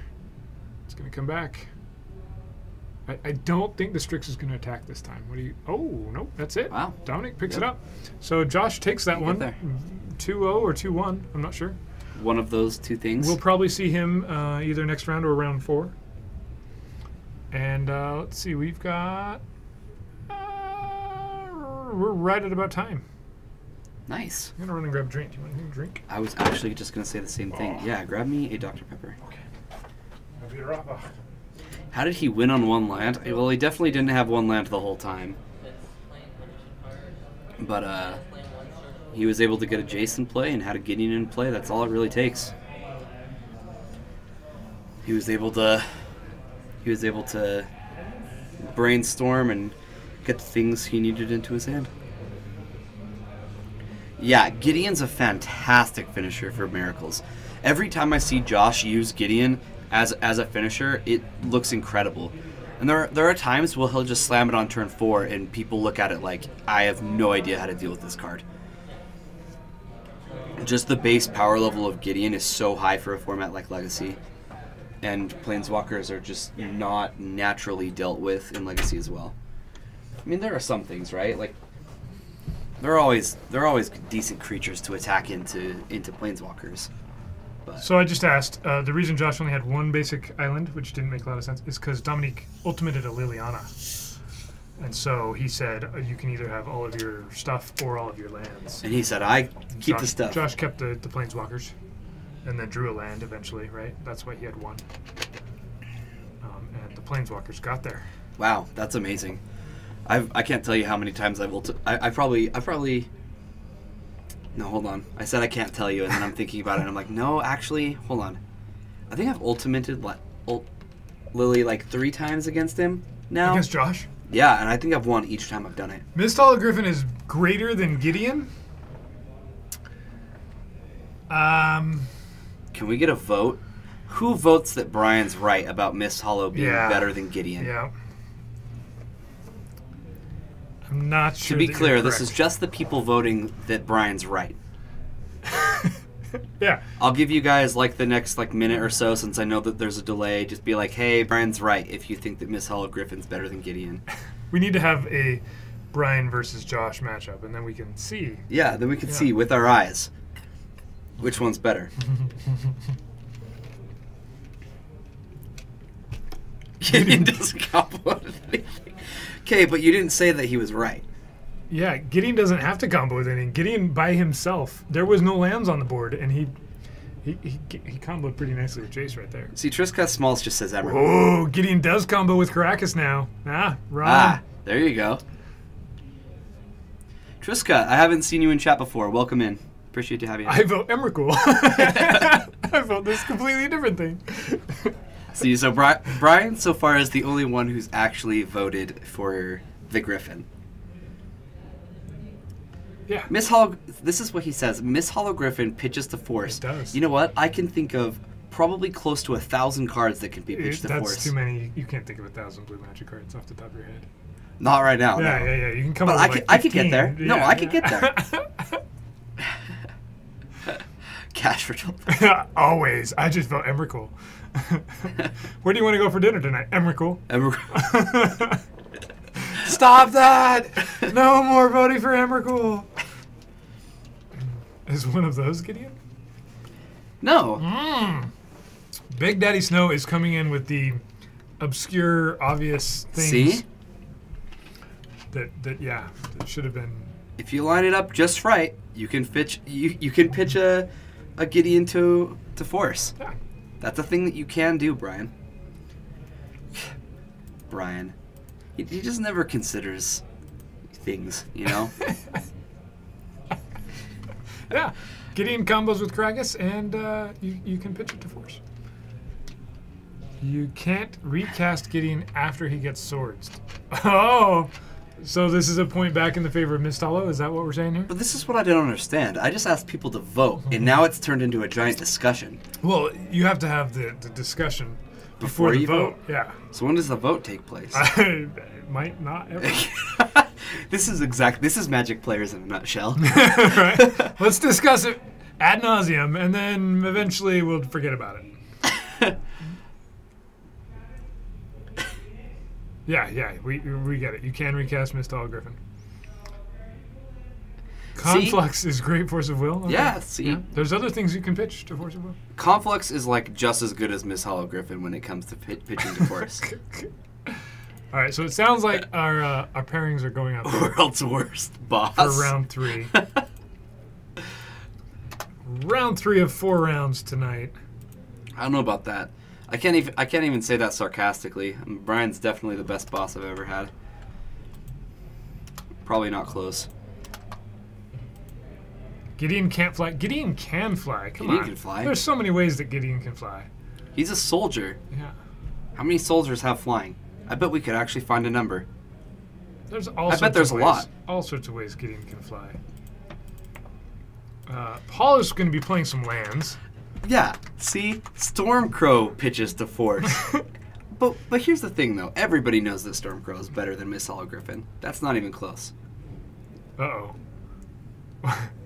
Wow, says Travis.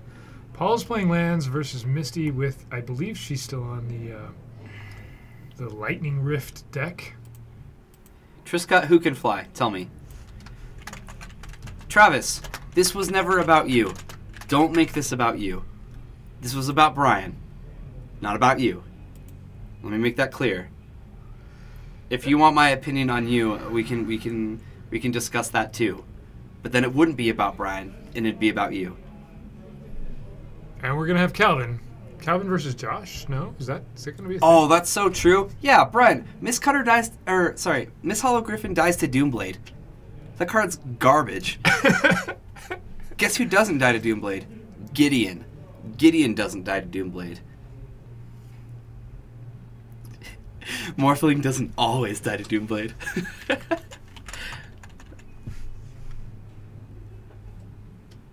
Calvin versus TJ. All right. We'll get these matches going. So we saw Paul play Misty last Tuesday.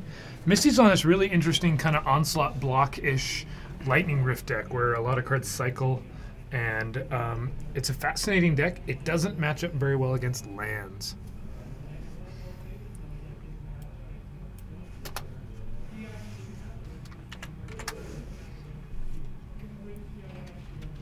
Use of Force of Will was pitching a diminishing returns to protect my Burning Wish. That's a fantastic use of diminishing returns? Diminishing returns. Yeah. I want to say Gideon's just indestructible, or does it prevent... Yeah, it's indestructible. You prevent damage? Like, yeah, when it's a creature, it's indestructible. I don't think it has... I don't think he gets it when he attacks. And all combat damage is prevented, or whatever. And Meal Solution, hopefully, when you pitched the diminishing returns, it protected a really awesome Burning Wish, right? Hey! Yeah! Meal Solutions! Yeah! Welcome back into chat. Haven't seen you in a while. Were we saying that? Yeah, he hasn't been here for a little bit. Welcome back.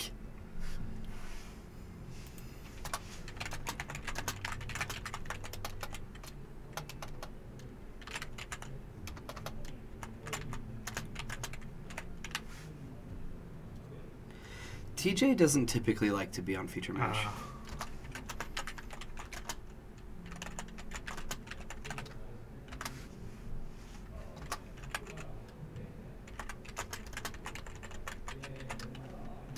Let's see if he's watching. All right, here we go.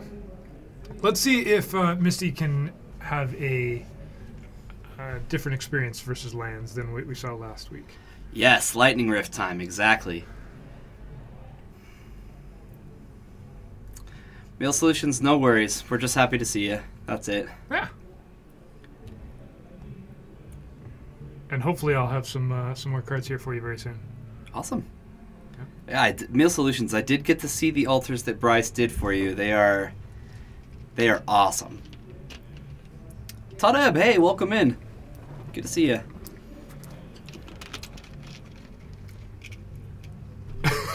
Tadeb is having a... there's a cat walking across his keyboard right now. I think so.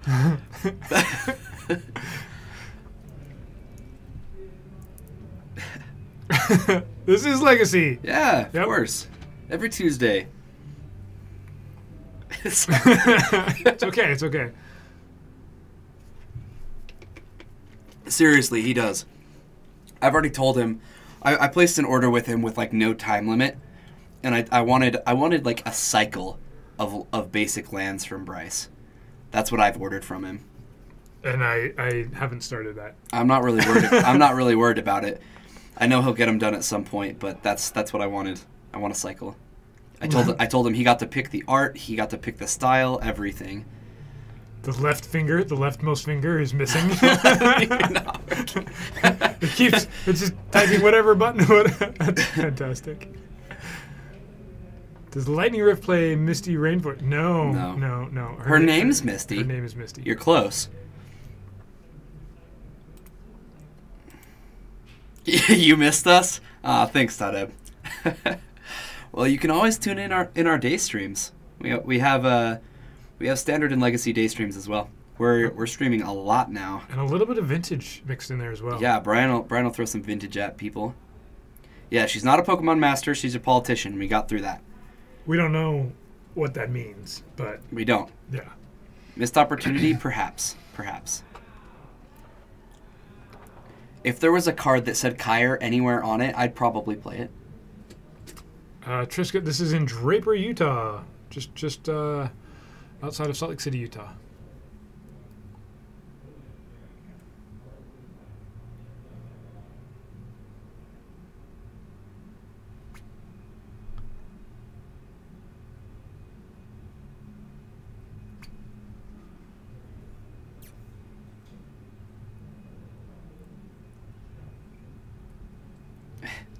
Oh, missed opportunity. Oh, okay, missed opportunity. Nice. Yeah, I don't think that this Lightning Rift deck really has many answers. It has Blood Moon.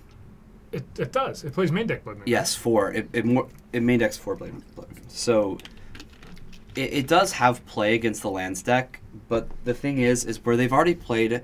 We've seen them play before. Paul knows what needs to happen. Kind of has Caracas. That's actually a thing, right? Yeah, it does have Caracas.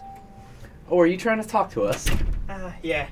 Those guys are turds. I caught the, I was doing my stuff, and then I look over and I see Calvin and Theo at a table. I'm like, dude, you guys must be on camera. It's They're all right. like, well, you did something janky and weird last time, so we just kind of ignored you. I'm like, That's all right. That's all right.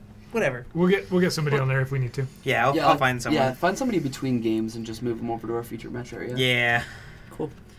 Yeah, Sounds good. Patrick's been on our chat sheet tonight. He's been killing it, by the way.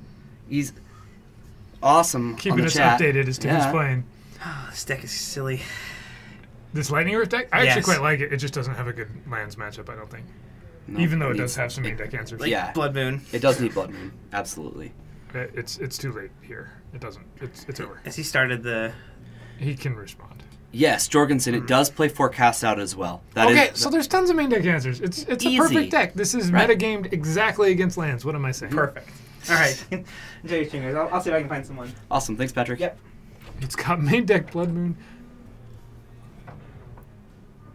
Main deck Blood Moon, cast out, and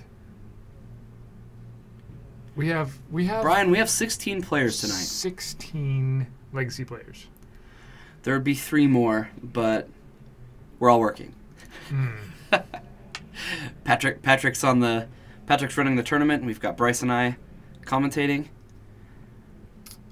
I think yes. Yes, also it does. has It does have humans. 4 humility. This deck Yeah, is just answers.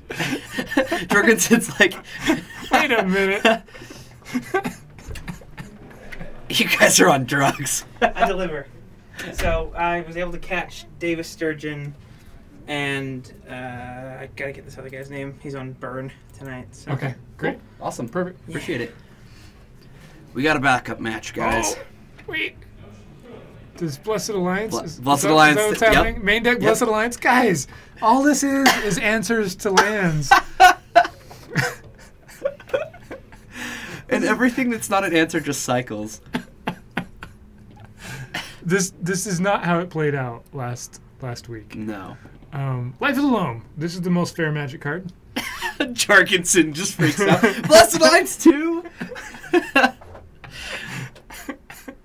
Maybe that's what's happened. Maybe all of these main deck things. Last week, Misty was like, "Well, I lost to lands. I'm changing that."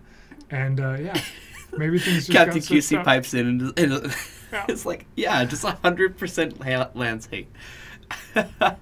So she has a turn where she can play a Lightning Rift. If that's the play. She's also got a Batterskull in hand. Yeah, I think you just play a Lightning Rift and start cycling, right? Hope to get another answer. Yeah, she does have a turn to work with here. I'm wrong, guys. I was wrong. I'm sorry. I didn't realize that every card in her deck is either an answer or something to go find an answer for. Hey guys, I don't know if you guys noticed, but Bryce was wrong. Yeah. Yeah, so Paul does know that there's a lot of enchantments that he needs to be interacting with. I know he has 3 Crowsman Grip in his sideboard. Yeah. That's going to be a card that's going to come in and really help his matchup a lot. Man, I cannot talk today. So, I'm not sure why Misty didn't play a Lightning Rift there. Maybe she's trying to cycle twice this turn. Yeah, maybe. It looks like there's a lot of cards that are irrelevant in her hand. So, Lightning Rift was a deck back in Onslaught block. And this, I don't know if this is her own take on that or if this is a thing that you can find elsewhere. Yeah. Oh, I think it was a week or two. I think it was 2 weeks ago. Captain QC, she laid out the deck for everybody to see. I could have her do something like that again. Yeah, like Extended played this. Yeah. Back in Extended, right? Before there was.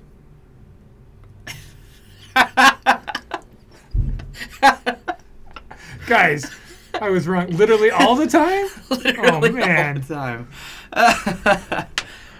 I like that you figured out a way to to put who said it. That's great, Jorgensen. I did. I think think I said once. This once. I think. But that's fine. Oh dear. Oh dear. Shamefully. I don't feel validated anymore. Oh man. So here comes Gamble, the most unbroken card in Legacy. Cough, cough. Normally you're gambling specifically for a Life of the Loam. Mm-hmm. Yeah, that was actually a pretty good card to get rid of. Obviously Paul found what he wanted, but Crop Rotation is definitely a card that was a good hit. Yeah. Right? He's already got all the Loams he wants. Yep, he does. I don't think Misty has a way to really deal with the graveyard. Mana Bond. Here we go. This is probably what he went for, right? Here we go. Dump hand. So he moves to discard. And he discards... He gets to put all of his lands in his hand into play. 6 lands. Well, he's playing lands, so it kind of makes sense, right? Well, I'm laughing that the gamble actually hit a spell. Oh, right? The Crop Rotation. There were only 2 spells. There were what, 8 cards, and 2 of them were non-land. He had a Mana Bond and a Crop Rotation. So Misty's got to get a basic. She goes for basic plains. Probably gonna cycle a thing or 2. Yeah, so the one deck gets to play a land every turn. Mm-hmm. The other deck gets to play all its lands in one turn. Yep. It sounds really fair and equal. Yep. All right. Misty, like we said, has answers. Okay, no, I can't quite see, but there's the pile of 3 lands on his right. Okay, he moved the cards. Yeah, it is a Ghost Quarter. That's exactly what I was going to ask, is does he have a Ghost Quarter? Because I saw the 2 Wasteland. Yeah. The basics look great against that. But I think Misty does play quite a few non-basics too, because a lot of them cycle, right? Yeah, Humility would have been nice. You're right.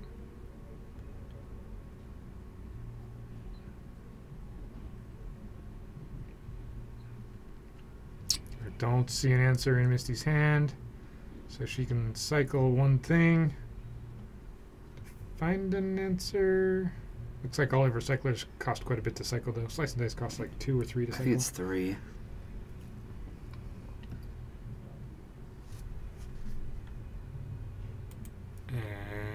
And Ghost Quarter.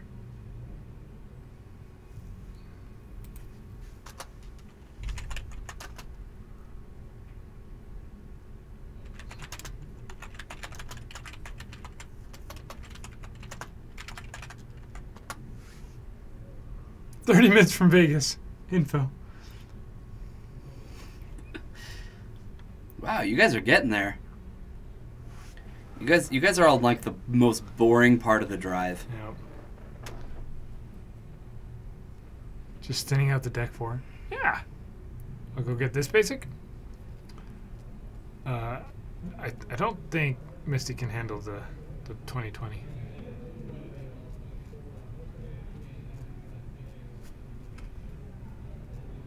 We've got Davis over here.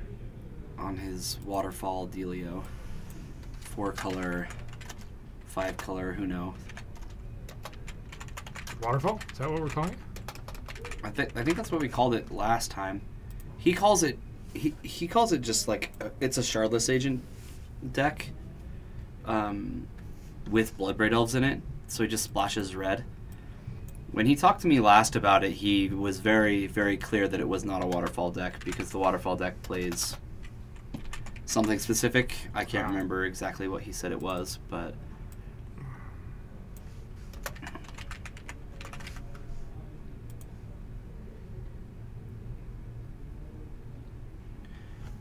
over a little bit. Yeah. Humility would have been nice right here. Humility would have probably won game 1, since Paul doesn't have an answer main deck. And Misty would be able to eventually play an Eternal Dragon or a cycled Decree of Angels. What's it called? Decree of something. Is that the only thing that Waterfalls actually specifically had? Because he said that that there was like an actual deck list for it, and his does not play like that. But I don't know. I'm just relaying what I was told.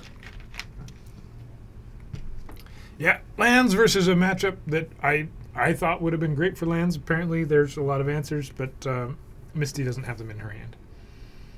So we're going to cycle something. Blood Ray Elf into Shardless, into Ancestral Vision. Is the dream. Yeah, Yes. that's winning. That is the dream. It looks like Misty might be out of Basic Mountains. Get a 3/2 haste, get a 2/2, draw 3 cards. It's exactly what you should be expecting from 4 mana, right? Yeah. Yeah.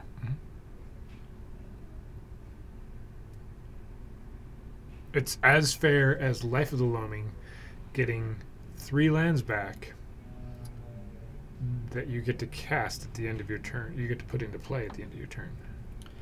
This is a battle you are set on winning, isn't it? Well, I've already won. Like I don't need to win it. Sorry. This is common knowledge. I've never been good at determining who's the winner and who's the loser. Lands come into play at the end of turn. Paul says go. Oh, these flavors. And cycling a Decree of Justice. Get a soldier. Right? No, I think it was the minimal cost. Oh, look, there's the swords. Yep. We can go a little longer. Still going.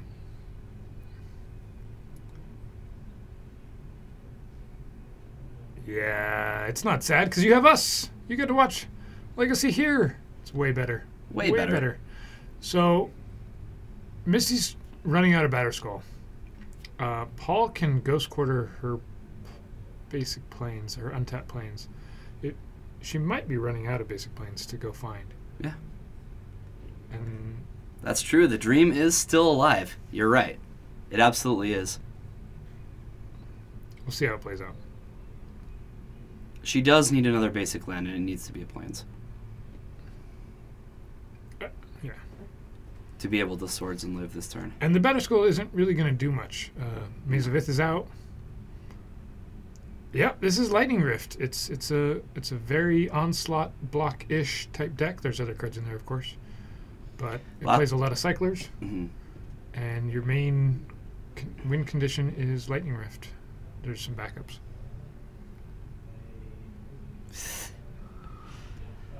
$11 planes in it. That's what it had when we laid it all out. Yeah, that's a lot. Oh, okay. The deck definitely doesn't have a lot of strict mana requirements. Its mana is really, really good. It can run off of basics quite well. Yeah, there's just a lot of non-basics because there's so many that cycle. Why is this game not over? because Misty's got all the answers. Didn't we already go through this? Oh, you just checked and it was 10 planes? Yep, so we've got Legacy here Tuesdays and Friday nights. And then we also have been streaming Legacy from Magic Online on Mondays and Wednesdays during the day. So that's almost all the nights. Not quite, though. Not quite. Yeah, I'm not sure what the plan with the Batterskull really was. I don't know if there's a way Misty has to deal with Maze of Ith.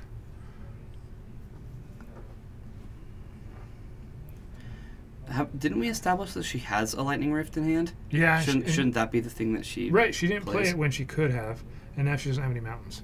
So she'll have to play this, but they come into play tapped, and so they'll just get wastelanded. So I don't think she has a way of producing red mana. Yeah, Unless she may she not. gets out like a Mox Diamond or something if she has one of those. Who's streaming MTGO on weekdays? It's going to be myself and Brian doing Legacy, and then myself and Patrick doing Standard. Yeah, and I may join Brian for Mondays. I was here with him yesterday, so you guys can go back and watch us. We played some Food Chain. We played some Grixis 4-color Thieves. Pile. Did we play? Yeah, we played Grixis Thieves in Vintage. Vintage. Yeah, and you did play a little bit of 4-color Pile. Okay, so here's a red source, right? Arid Mesa goes finds a plateau, and she could put out a Lightning Rift. If she so chooses. All right, let's make it 2020. What are you going to do about it? The correct thing to do what? Let's go to game 2. I just don't see how Lightning Rift can win this game.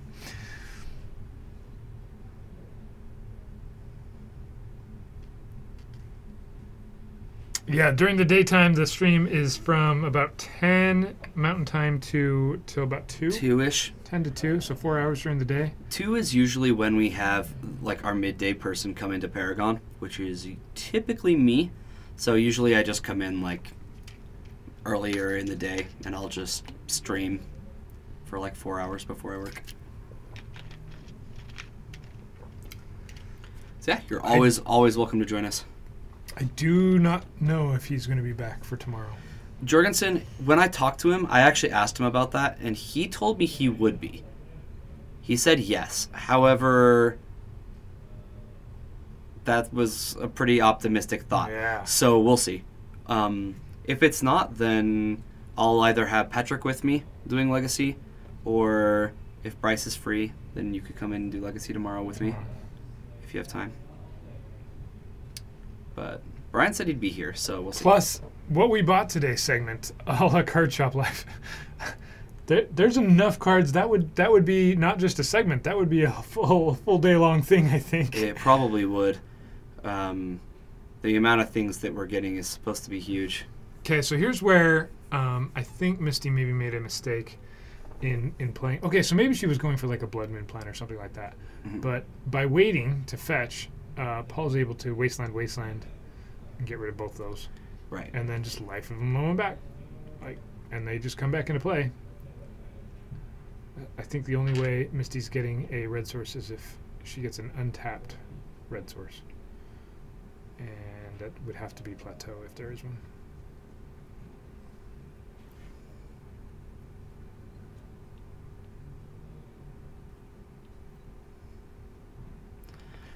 Misty being on the ropes, she might be, but apparently they're really big, long ropes. This is taking a while, right? Yeah. Paul's being very cautious and deliberate in making this actually happen. Hey, welcome into chat, Fox. It's good seeing you earlier in the day, and welcome back. He was he giving you trouble for all of your standard difficulties? No, Oh. he really wasn't. HC Fox was supposed to be giving you trouble for your standard difficulties. There was like a pun or two. Oh, okay. Oh, is the plateau gone? So yeah, this is kind of just becomes, I guess humility would get there, right? Blood Moon yeah. main, yes. The problem is though is that she's not able to get any red sources down. Most of them come into play tapped, and the Wastelands are pretty well set up to handle that.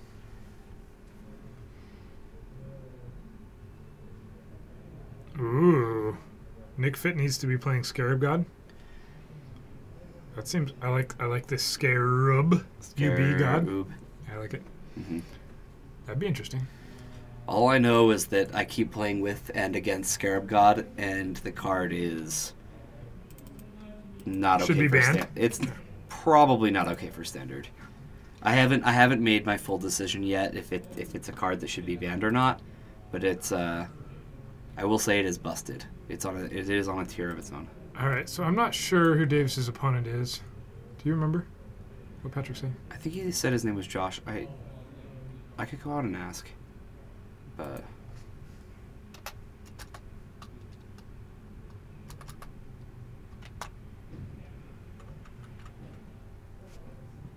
and this is I totally messed this up. Obviously, guys. Get on the I made a Scarab mistake. God band I made a button. mistake. Davis is over here. Byrne is over here. Pretty sure you got the side reverse. Is it It's not $70 right now for a Scarab God. It's $45. Their market price is like $39. Jordan. You're looking at Maybe the foil. yeah. Yeah. What are we looking at? This is a good question. Those are Look at these mountains. They're foil pill altars, I believe so. Those are cool. They are really cool. I've actually seen some just unbelievable peel altars. They're great. Not as good as Bryce's altars, but what can you do? Yeah.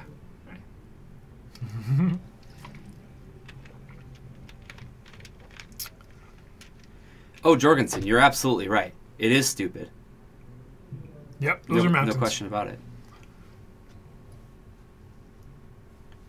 Yeah, Scarab God is nuts. Almost every... I probably like 90% of the time you untap with a Scarab God, you end up winning that game. That is absolutely ban-worthy. I mean, we'll see if Wizards will actually pull the trigger. So many decks are playing it that it's just kind of like... It's also the kind of card that they could print an answer for, though, pretty easily. There already are plenty of answers. You can steal it. You can exile it. Contempt is a card, and yeah. But still, it's still an issue. We'll see what they want to do. So Davis is at 4 life. You think he's playing Josh? Is that what you said? I think that's what he said. We'll put that. We should make a point to share Bryce's new altars on the stream. You could have our segment on Tuesday. Meal Solutions post a picture, a link. It would be really cool if you shared more on stream. I think so. So you hope he gets banned so you can pick some up, so it tanks to back down to $15. I would consider getting a foil for Cube, although I don't really like cards that when you untap you win. Cards in Cube, I've kind of had that same problem with like True Name Nemesis in there, where it really is just like not balanced in it. A live altar stream, that'd be a thing. That'd be really cool. That'd be a challenge to do. Yeah, probably for would. Me. Mm-hmm. Some of my processes would not. It's not like just paint in a paintbrush. There's other things going on. I'd be happy to show. So one of the things, since I'm making these very customized altars, I kind of like the idea. If I was buying one, I'd want to be the first one to get to show it off. Mm-hmm. And so if Meal Solutions is fine with me showing these altars on stream before I send them off to him, that's fine with me. I did a Burning Wish for him. I think turned out really, really well. I was happy with it. And I think I'm going to try a Ponder next. Something a little different. Cool. As it's not a red card. Yeah, look, it adds character to the stream and personality. I thought I was just being annoying. So Davis is at 3 life, guys. 3 life. And there's one of those guys out. The thing that does the thing. Oh, yeah, that one. The 2/2 that deals... Now it's dead. Okay. Liliana killed it. Blood Raid. Into Deathrite. Into Attack for 5. All right. We're going to see the top deck. It needs to be right now. There's some pointing. If this card isn't perfect, I'm going to be mad. I don't know what. There's some gesturing. Knowing is both a characteristic and a personality trait. He showed you. Yeah. Well, when in doubt, price him out. Wow. Wow. He top decked a land, and that'll do it. All right, our other match just got started, and Paul is deciding what to discard. I don't need this Dark Depths. It's only my win condition. I can get it back this turn. Yeah, I can. Probably can. It's fair. It's fair, guys. Everything that's happening right here, discarding lands, getting them back, it's all just fairness. I mean, could you imagine if Chrome Mox worked the same way as Mox Diamond, where you like discard the card instead? Mox Diamond is a crazy, crazy card. Oh, don't say that, Captain QC. You'll jinx us. You'll jinx us bad. Yep. Exploration comes down. Ghost Quarter, Thespian Stage. Misty says, I want to play a Blood Moon, but I didn't have one in my hand. And that's when they surgical the depths. It's not looking like that's something that's going to happen. Nope. In fact, now that Paul sees the weakness with the number of mountains, he has an early Ghost Quarter. I imagine we see him jump onto that much, much quicker this game. Well, and Chrome Mox is banned in Modern, right? Like, yeah.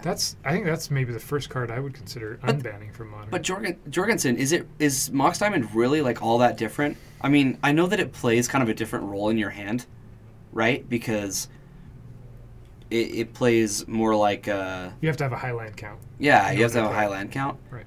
But, like, Chromox would, like, reward you for not having a high land count. Chromox isn't even good. Yeah, you're right. What was I thinking, HC Fox? Sorry I even mentioned it. Molten Vortex. Okay, so this is coming out of the sideboard. This is basically just Land's version of Lightning Rift. Yeah, except better at it. Oh, yeah. And Gamble. Gamble. Let's do that, too. Oh. I'm going to go get a Life from the Loam. Put it in my hand. I mean, you can exile Miss Griffin. Don't tell Brian things like that. HC Fox wasn't even here for the whole conversation about Miss Griffin versus whatever else we were talking He about. could have gone back and read it. I wouldn't put it past him. See, Captain QC's right on it, too. He's like, dude, do not tell Brian stuff like that. I don't think that Brian plays... He doesn't play Chromox, does he? No. Maybe he should be. Right, it's going to go to his head. Yeah, we said this. We said the exact same thing. I know. I have to keep Brian in check. That's basically what I do here. I mean, some people just think I stream, you know. But really, I'm like the angel side of Brian's conscience. I'm like, whoa, Brian, you probably shouldn't do that. And then like the rest of the world are like, Brian, you should do it. And I'm like, oh. Ah, look at Jorgensen coming back with the see. There's actually a reason why. So okay, real quick, Paul ghost quartered his own Thespian stage to go get a forest so that he could Life of the Loam this turn, get back all his lands.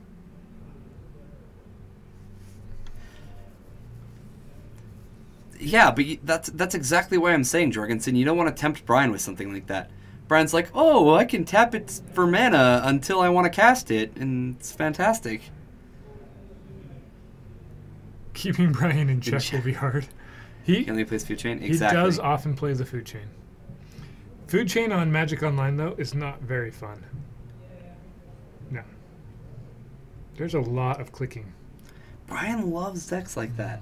Did he play any Bomber? Didn't he play some Bomberman? Yeah, we played Bomberman yesterday. It's awful. So we played Bomberman, and I'm watching him, and he's very efficiently going through the clicks, right? Yes. Of comboing off. Yeah, and it takes like 1,000 clicks to get the combo done. There was a what's the silly card that lets you... there was a bauble, one of the Urza's or Mishra's bauble, right? So we're drawing cards every time he does the whole combo.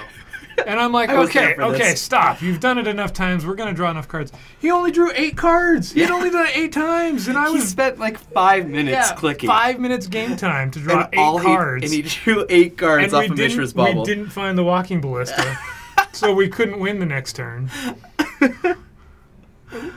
And yet he was doing a good job of like click, click, click, click, click. You know, going through the motions and never making a mistake. And you can misclick. You could. It's not hard to do. Yeah. Yeah, exactly, Jesse. And that's what's so funny is like when I've told Brian several times. I'm like, Brian, this deck is not something you want to play in MTGO. And he goes, most people scoop. And every time I watch him play, there's at least one person who does not scoop, and he has to go through the entire motion. 10 minutes of constant clicking. I'm not kidding about the time. Like you actually have to be clicking constantly, and you have to be hitting every right spot for like 10 minutes straight. And then you get to win. That's what it takes to win with Bomberman. It's awful. We did find the walking ballista. You're right, Jorgensen. It was either the 9th or the 10th card.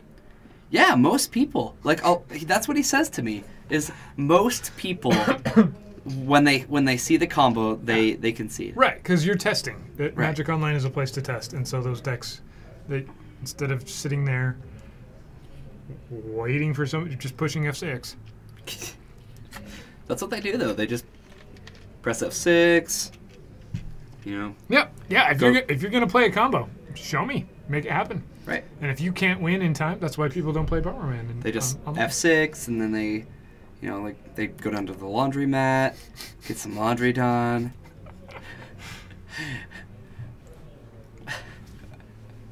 This is kind of unfortunate. This game, Oh, well, I mean, okay, she's playing against lands, so it's always Right. unfortunate when you play against lands, right? But this deck that does have quite a few answers, main deck, whether it's Blood Moon, Humility, it doesn't matter that Paul has Crows and Grips that he can bring in, right? Like, we're going to get a cast out? Jesse, that just makes me think that you're the guy who's like, no, they need to. They need to. This is what they've got themselves into. This isn't my fault. Now show me that you can actually win. Show me that you won't make a mistake. Yep. We had opponents who were just like watching YouTube videos while and that was while we were going through like eight draws, and it took 10 minutes. Yeah. Oh, it looks like Misty does have the Humility in hand. All right, Blessed Alliance. I'm gonna take care of one of them. Like, Paul really could just go for the Molten Vortex plan here. He's still trying to go for the 2020 thing.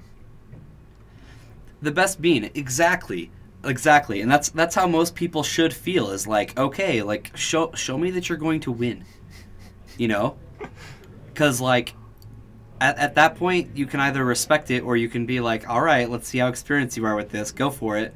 It doesn't even hurt the player to just F6 and just like walk away for a minute. Well, it's too bad that they don't have a system in place on Magic Online where you can demonstrate a loop, Right. and then you can say, I'd like to do this X number of times.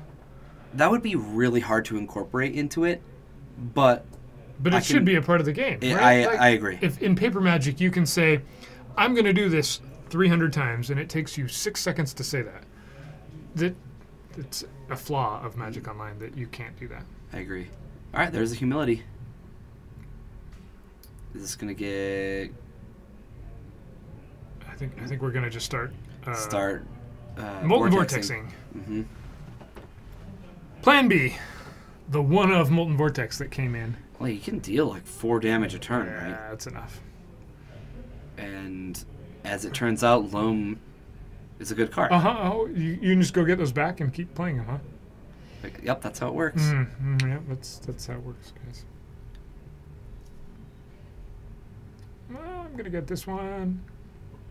Oh, and this one. That doesn't matter. I'll just pick this one. Chuck and throw. Land's Edge. And I'll play 2 of them. Oh, no, I already played 2 lands. I'm just gonna throw these ones at you. Yeah, Captain QC. So Loam Yep, is hashtag good. infos. And the card Gamble, a red tutor for 1 mana that lets you get Loam, and it doesn't care if it ends Where up it in goes. the graveyard or your hand. That's a fair Magic card. Demonstrate the Loam. Yeah, so Misty doesn't seem to... Ooh, we got a cast out on Molten Vortex. This is a thing. Paul needs to find a Crows and Grip or start attacking with 1/1s. You just got called out. Oh, uh-oh. Jorgensen's post. The hard truths on us? Yep. I'll help you out, guys. I'll help you out. Somebody has to give you the hard truths. Yeah. It's the infos. Yeah, hashtag infos.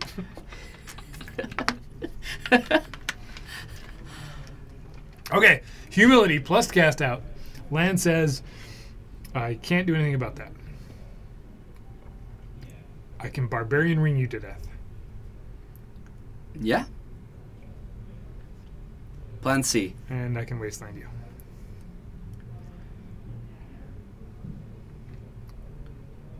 Play that one.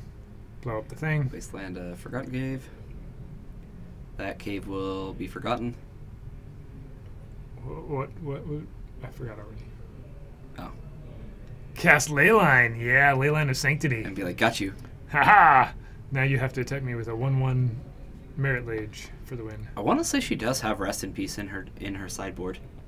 That would do it too. Would have done it a while ago. It would do it now. Or at any time that she's not dead.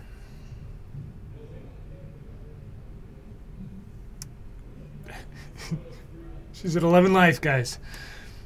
Barbarian Ring does what? How much a turn? Jorgensen, was there Rest in Peace in the list?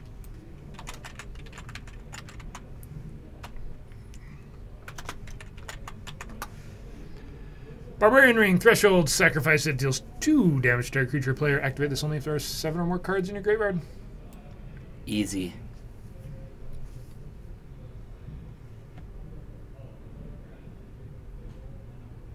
There are 3 rest in pieces in the board. Here comes a soldier. Dun, da, da, da. Misty's finally on the board. And that soldier is basically as good as Gideon. Drew a batter skull. Another land, and Swing. yeah, that soldier is as good as a 2020 Merit Lage. That it is. All right. Competition right here.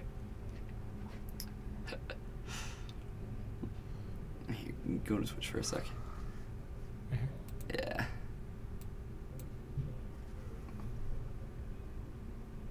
We having good video finally. No. Is it still doing its thing? Oh, bummer. All right, what do we got? So just so you guys know, the video stutter that we see, I'll bring this up again. We're totally aware of it, and it should be completely repaired by tomorrow. So hopefully our next stream, but also our next Tuesday Legacy stream that we do, should not have this little Should be all fixed up. stutter. Right. The soldier could kill Merit Lage. Yeah, Yeah. I mean, it could. They're like on equal footing. And a soldier equipped with a batter skull? It's how do you like beat that? That's like a 5/5. like a germ with a batter skull could kill a Merit Lage. Yeah. Easy. No, a germ would be a 1. Yeah, it'd be a 5/5 too. Yeah. That's a combo right The there. germ Humility the plus- germ actually gets bigger. Yeah. Yeah. All right. So Misty's at 7 life. Can Misty find some much needed things to? Indestructibility isn't an ability. So it still. Oh, we got a chat argument.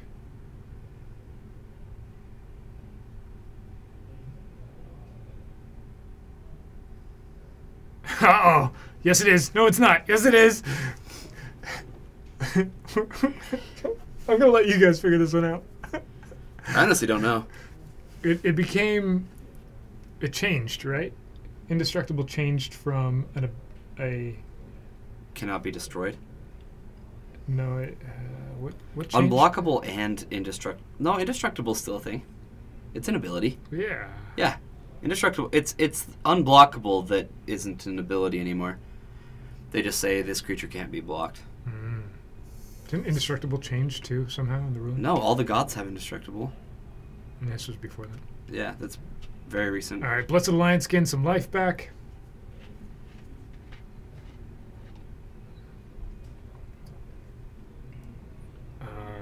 Punishing Fire. Who plays that card?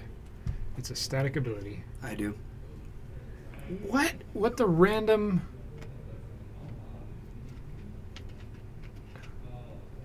Yeah, indestructible is a static ability. Exactly. Chuck translates to Paul. Okay. All right. Now I know. So I think Paul's got it here, right? Couldn't he copy the Barbarian Ring a couple times and win?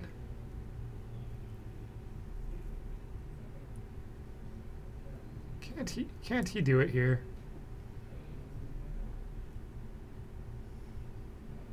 Yeah, Blood Moon would have done it a little while ago. We haven't seen a Blood Moon. No. All right, we've got a Cycling Eternal Dragon, Lightning Rifting twice. Goes finds a Plains. There's a Plains.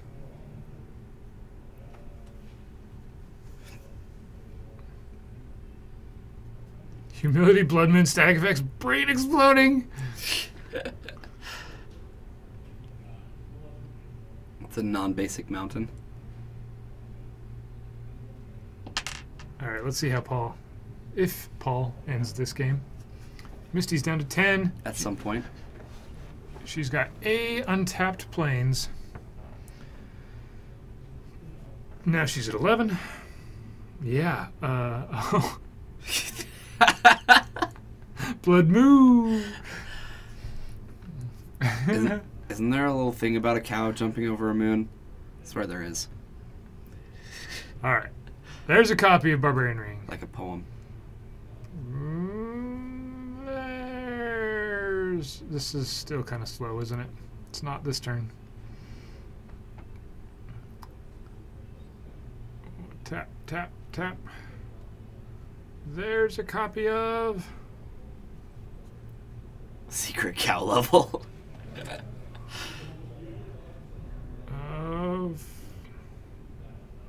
All right, so Paul's trying to do the math here. He's copying a Barbarian Ring and he's copying a Grove, I believe. And Punishing Fire puts Misty down to 9. So we've got some Thespian stages that are copying things here. I believe we've got one copied the Ring and one copied the Grove.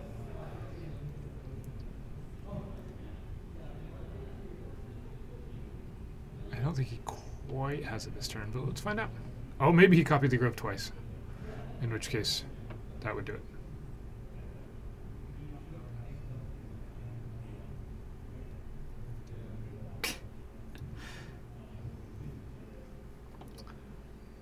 Why isn't Paul making a 1/1 to block the soldier? That's a good question. I don't know. I just don't think he really cares. I think the 1/1 soldier is not a threat at the moment. I don't know. It's getting in. Oh, Swords to Plowshares, my soldier. Gain a life.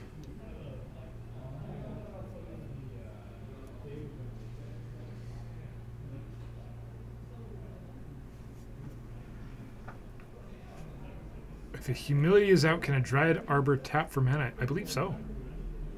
It's still a forest. Yeah.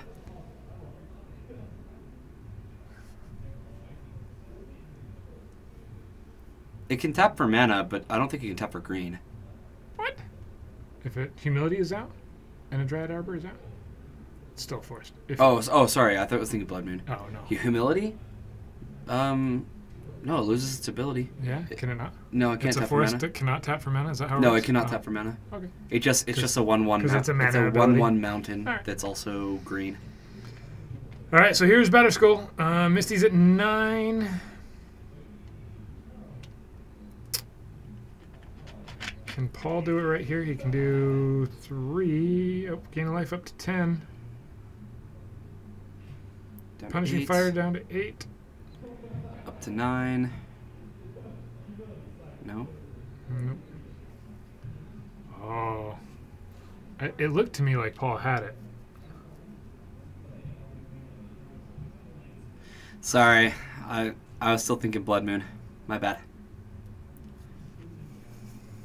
6.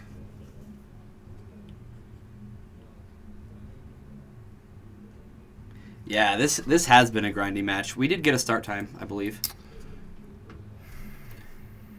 Yeah, Paul and Misty are our last match. We have almost no time left in the round. Yeah, I don't know why they're white either. Humility doesn't make them white, does it? All right, there's time in the round right there. So this is turn 0. Crop rotation for a land to end the game. What is it? Yeah, Humility doesn't change the color of anything.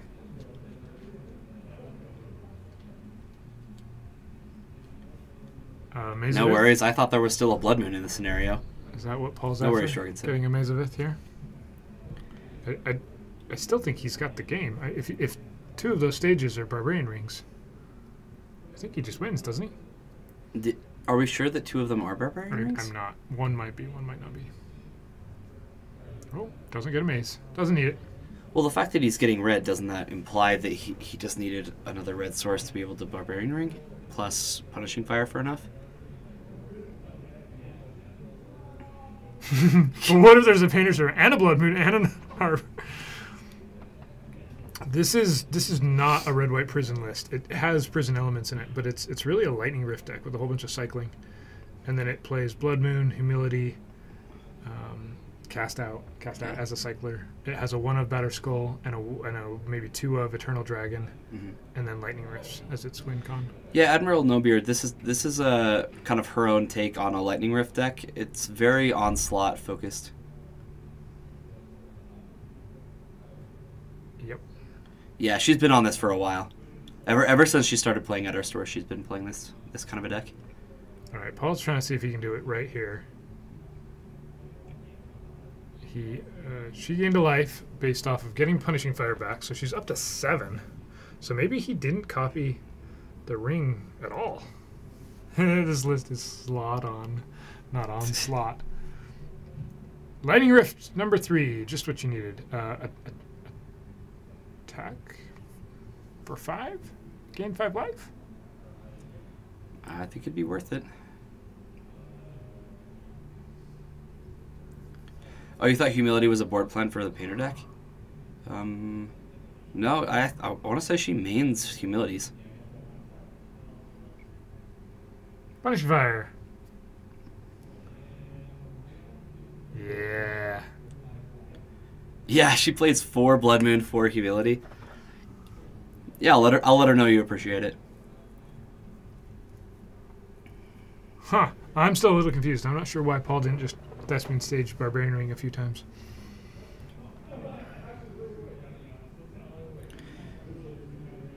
It plays well with the Germ from Batterskull.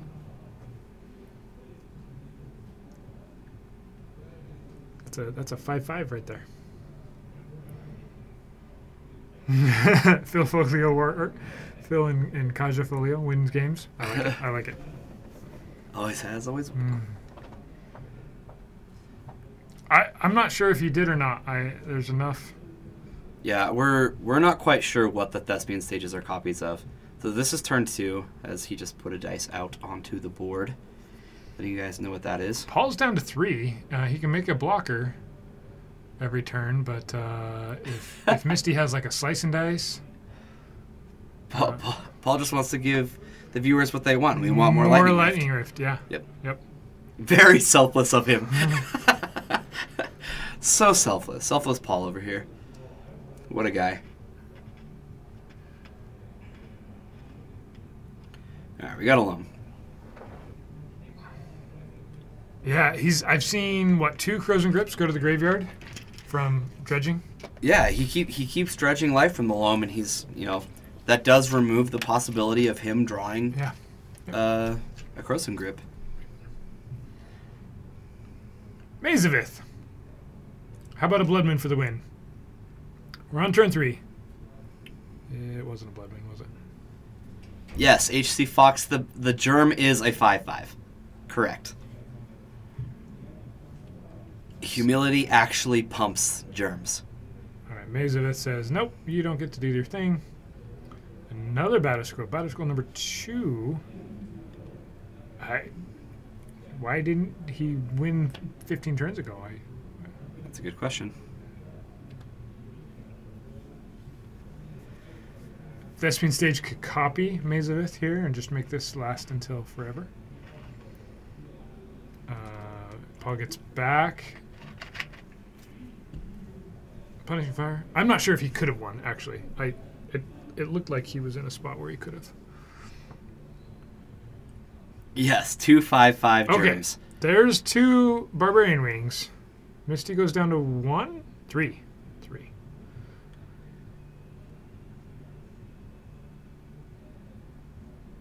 He gets back Life of the Loam, dredges some cards. We're on turn 4. He plays Life of the Loam, and he wins the game? Unless Misty has another Swords to Plowshares. Oh, wouldn't that be cool? Life of the Loam. Getting back a Barbarian Ring. I think she does. I think she does, too. She can crack her Windswept Heath and go to 2. And Swords a 5/5 to gain 5. This would probably be enough for her to win. Yep, response. So, oh boy. Paul has another Barbarian Ring, though, to activate in response to hit her for 3. So Paul wins 2-0.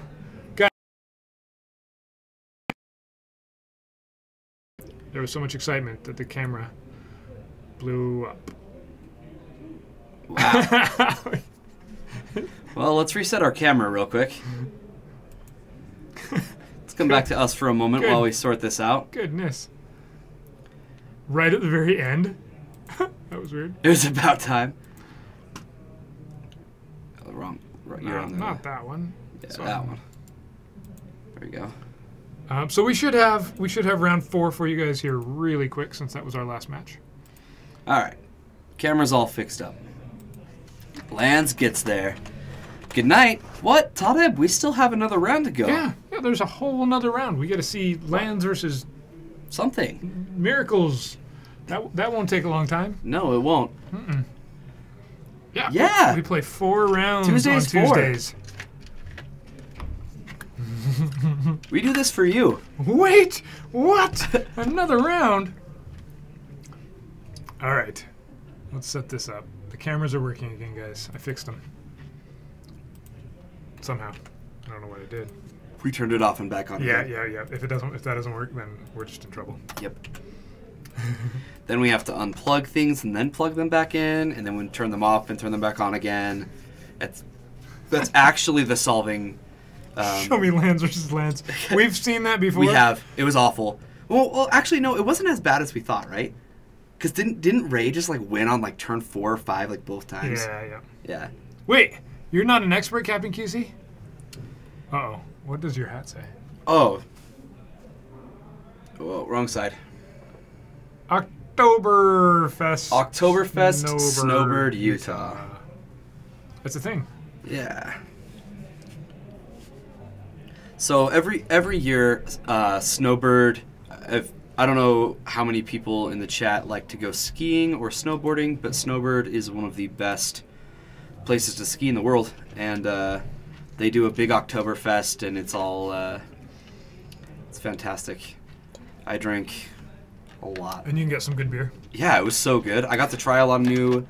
It's not a Pokemon hat. I have so many Pokemon hats. I mean, next stream I'll probably have a Pokemon hat, and other streams I might not. We'll see. Snowbird's in Arizona. Snowbird being a ski resort.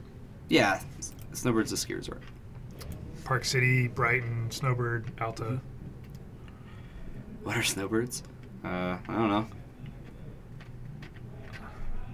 Okay to be. No, Oktoberfest. I'll help you out.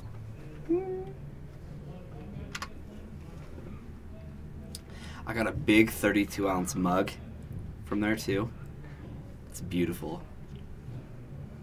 All right, so we have the potential for Paul on Lands Okay.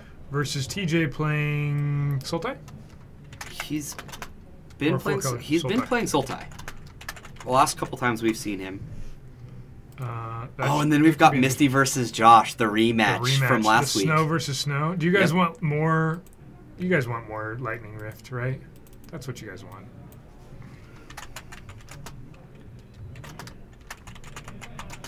Rich people. Yeah, the worst. Oh, Deck Uno, you have no idea. Like, seriously, the skiing in Utah is amazing. Yep. It is, like... Last year we had fantastic snow. Oh, it was so good. It was incredible. The year before that, not so much. But, you get really... Yeah. Snow Patrol. Okay. Really good snow skiing up here. The only downside for skiing is that it's gotten expensive. Yeah, it's quite expensive. I mean, you can get a season pass for anywhere between like $600 and $1,000, which honestly isn't really all that pricey if you're skiing all the time. Yeah. If you go like more than 10 times in a season, right? Then it's fantastic. Even 10 times, I'm thinking like I know so many people actually that every weekend for the entire winter they're up there. Like I'm talking like 30 days per season they're skiing. And then their season pass looks good to them. They already own their skis. Once you buy them, you're good to go. So. All right, so we've got Josh Snow versus Misty Snow. They're not related. Not related. Snow versus Snow. Oh, is there a There's a Snow Patrol magic deck? deck? I didn't know that. Oh no. So Oh, Hoon, that is horrible. I'm so sorry. Park City is a great ski resort when it comes to kind of the tricks side of it. They pay their runs a lot, and so they don't have a lot of powder. So if you're looking for a ski resort just to like kind of go downhill and just enjoy the scenery, that's not like Park City's better for their half pipe and their, and their They have some decent runs. grind rails. Yeah, they do. And if you go up into the bowls, there's some nice powder. Yeah, there Some is. days. Yeah, you have to go a ways up, but it's also very busy at Park City. It's one of the most busy ski resorts. You spend more time waiting in line than you do skiing. Yes. Yeah, it's very, very busy. If you want good skiing, you really do want to go to Snowbird or Alta. I just go to Brighton. Brighton's amazing fantastic. too. Brighton's It's fantastic. maybe the least expensive, and there's good runs. And if you don't go up a lot, it kind of gets old after a little while because it's small enough that if you go a lot of times, you kind of get used to it. I actually have a dear friend who's a ski instructor for Brighton, so he's just getting back from Australia doing ski instructing there, Ooh, and then the ski starts up That sounds for the fun. season. Yeah. do it all year round. Mhm. All right. So Josh is on Miracles. This week we saw just briefly him play. He's got Counterbalance main and Soothsaying main again. And we haven't seen that in 5 weeks or something. Right. He also has Jace and Gideon, but I don't know if they're all main deck. And We also know he has Back to Basics in this list. Yeah, Back to Basics being a card that might not be nice against Misty. Mm-hmm. And we saw some Mentors as well. So normally we've seen Josh play either Planeswalkers or Mentors or Soothsaying and Counterbalance. So they're all here in some number this time. We got a game, guys. We got finally a good Planes, the Mirage one. I like the Mirage Basics myself. I don't have an issue with any of the planes. The revised Planes is Meh.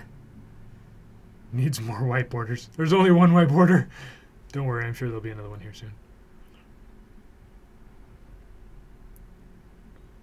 Yeah, Misty has like a different art is for every card possible. Mm-hmm. She's playing like both different arts of Eternal Dragon. I bet you most of you didn't even know. Forgotten Cave has a couple different ones. Yeah, Sort of secluded stab. These cards that were printed in Commander and have a different art that nobody's even seen before. Yeah. All right, so this is going to play out a little differently than our last Lightning Rift matchup. Much differently. Pretty much Josh just does not want Lightning Rift to ever hit the table. And that's really the most important thing. However, Eternal Dragon is also a huge problem for Josh as well. Because once Misty has enough mana, she can just continuously bring back Eternal Dragon, try to cast it again, and here's Josh going, okay, I'll counter it again, and so on and so forth. I don't think he really cares about this Blood Moon. Misty might not know that. Eternal Dragon, though, can get swords, and then it's gone forever. That is true. That is true. Does anybody play the World Gorger Dragon combo? I'm sure people do. We haven't had the World Gorger Dragon combo in the store. Nope. I don't think ever, actually. Mm-mm. But I'm sure there are still some people out there that enjoy it. Here's a Monastery Mentor. Josh going with the much quicker approach to, hey, I can win quickly. Yeah, World Gorger's not great. It's a thing. Yeah, it was banned at one point, right? It was. Ooh, Humility gets Force of Will. Forced. So that was a choice. Misty could have Swords to Plowshare there. It also would have gotten forced. That's one of the things about Legacy is you can play some pretty bad decks and do well with them. Mm-hmm. Yeah. Especially in like a small little 4-round tournament.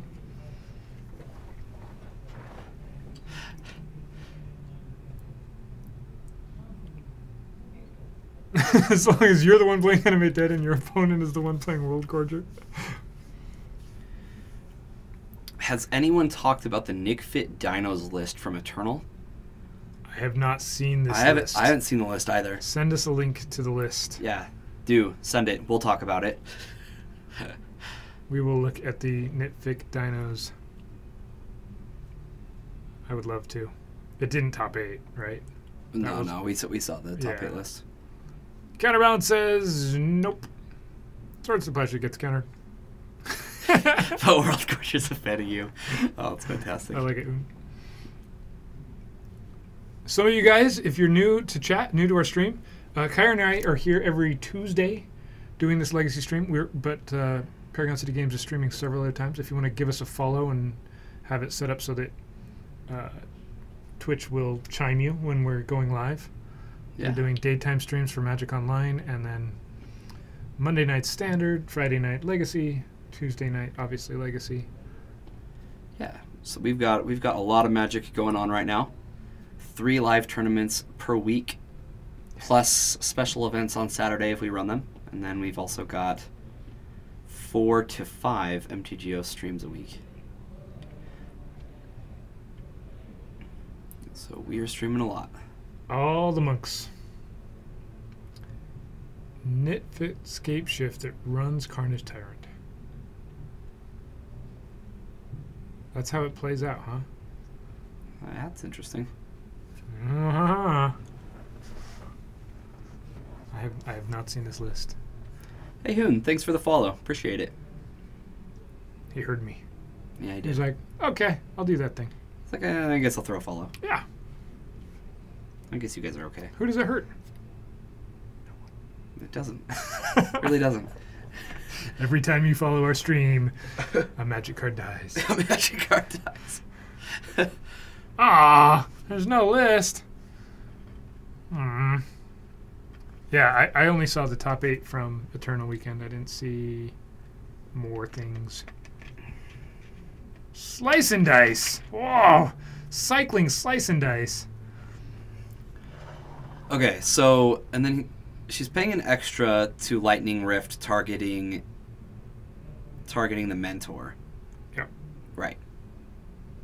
So that's 3 total damage on the Mentor and 1 on everything else. And it's a cycle on slice and dice, so you can't counterbalance it. Right. So, but what you can do is you can prowess trigger. And then attack for lethal the next turn. Yeah, that'll do it. Prowess is fair. I play with young pyromancers. They don't have prowess. It's No. way more fair than Josh and his cheatery tokens that have prowess. Our other match, guys, our other match. Sideboarding. Sideboarding. Perfect timing.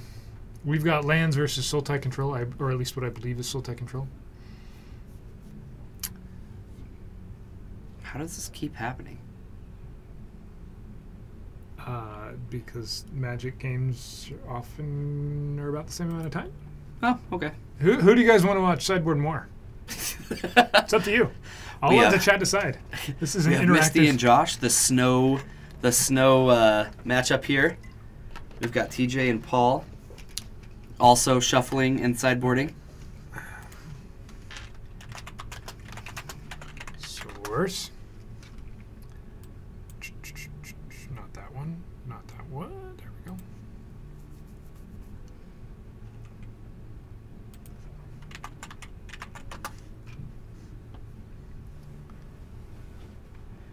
Okay. That's still sweet though. I mean, it shows that Carnage Tyrant's actually like a powerful card outside of against control and standard. I'm gonna search for it real quick. Pirate Stompy's on here, guys. Pirate Pirate Stompy Stompy. If you guys want to check out what we've been doing,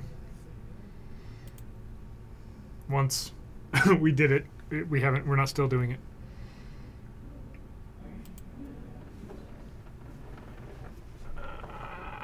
We have to kind of dig for it here, but we can dig while People are shuffling.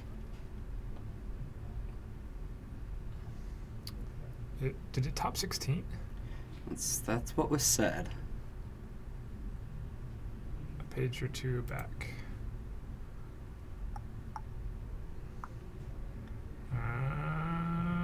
Not this one.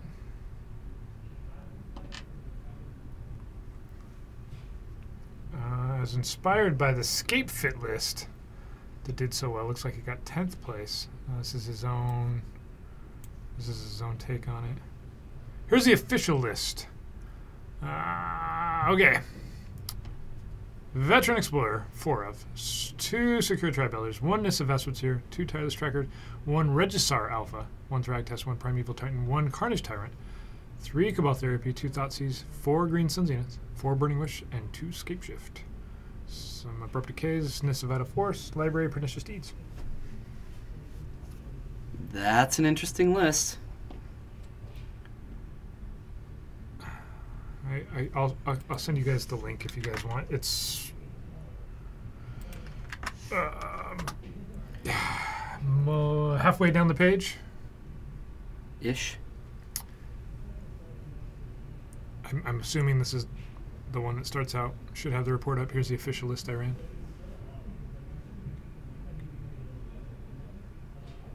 That's intriguing. So you can either scape shift or you can. So you scape shift and just win with Valakut, yeah, or just veteran explorer into things. Or you can Carnage Tyrant and win that way. Yeah. Huh. All right. If it won 10th place at Eternal Weekend, there was a lot of players. It's gotta be decent.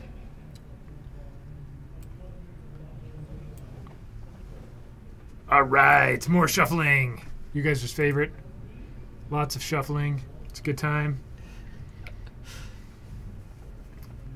Both matches are still shuffling. Nope, these guys have presented. They're drawing their hands, but that doesn't mean that they won't stop shuffling.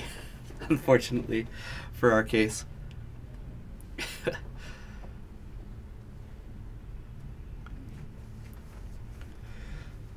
Carnage Tyrant was a nice fit. It was a nice fit, right? Because that's the name of the Nick fit. But without the E, Nick fit. Apparently that's where the name came from. Somebody said that anyway. I don't know if I wasn't really listening.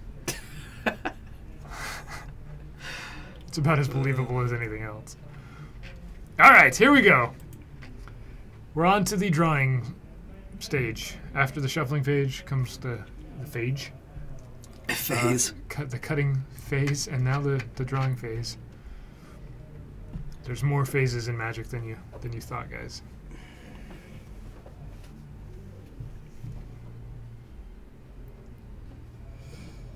All right. Some hands have been drawn. And we're starting. Forgotten Cave. The list was Dynamite. No. I like the other one better. Nope. Now the mulligan phase, right? Right? Okay, here we go. Land, go. Land, go. Land, go. Looks like Misty has some cards that cycle. Yep. And Josh has some cards that stop. Things. Not stop cycling in particular, but other things. Misty might not get to cast her first 2 cards.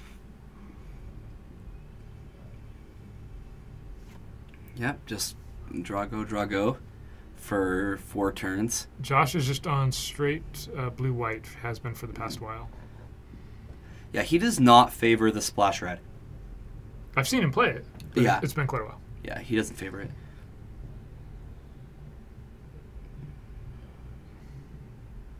He beat a Storm player with his Dino deck. That's awesome. Gideon says, "Can you beat me?" Gideon with a little black scribble on it. Mm-hmm. Signed Gideon. Yep.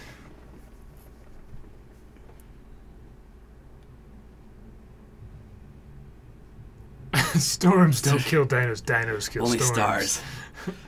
Only stars. All right. Oh man, what did I say last stream? That we're gonna have like zombie dinos. Is that what I said? I don't know. Like skeleton dinos because the star is gonna. Oh, because the extinction is gonna happen. Right. Extinction. Right. Yeah. Yep. So all the dinosaurs are gonna die. Misty blesses this alliance. Josh makes another one. Yeah, Mana Tithe. I don't think she has any Mana Tithe, but that would be so awesome, Admiral. That'd be fantastic. Looks like Josh has Disenchant, Blue Elemental Blast, a Jace. He just gets to do whatever he wants. Oh, I'll play the Mentor, the card that won last time. Yeah, with an early Gideon into Mentor like this is going to be really, really difficult for Misty to overcome. Humility is a really good start, though. Humility's not going to get countered, but it is going to get disenchanted. It's probably going to get disenchanted. That sounds like something Josh would do. Right. Take 2. Make another 1/1. I see. Yeah, Manitize is too spiky. I got you. Relic of Progenitus. That's an interesting sideboard card I have not seen from Josh. And why? What is he thinking that Misty has that you need to relic away? I don't think Misty cares about her graveyard. I guess there's Eternal Dragon. Yeah, there is Eternal Dragon. That's 8th thing. If like at its worst, it can cantrip, right? Mm-hmm. He probably had more cards that he wanted to take out in this matchup than bring in, and a little cantrip card like Relic is better than most. Okay, so Slice and Dice takes care of the 3/1/1s. Josh puts out another one, and a Susang. Humility is so good against Gideon. It pretty much can't plus anymore. Yeah. If it pluses, it's a 1/1. It doesn't have indestructible. It's really just awful. So yeah, making an army of 1/1s though against. Yep, it's just turned into a card that makes 1/1s. Gideon gets cast out. Okay. And that gets disenchanted. Boop. 2 Scries. No, if it pluses, it's still a 5/5 because it becomes a 5/5 and humility.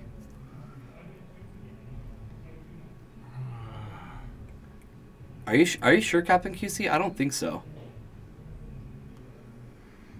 Because of timing, because of layers, yeah, layers is what the word I was looking for. Ogres. Maybe it does. I'm not sure why ogres. Slice and Dice equals sad. That's really interesting, Captain QC. Coincidence? I wouldn't have thought that the layers worked like that. Because Gideon specifically becomes. It'd be like if you put out a card that said all creatures become 5/5s after humility was out, right? Then it's the top layer.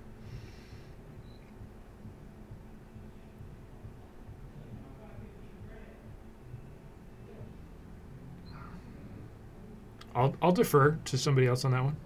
Yeah, I honestly don't know the way that would work. Yeah. Yeah, but the layer, that's weird because I feel like humility is a static effect. It's always going to affect the board. That's really interesting. Whereas like a vehicle would be a 1/1. If you crewed a vehicle, would it be a 1/1?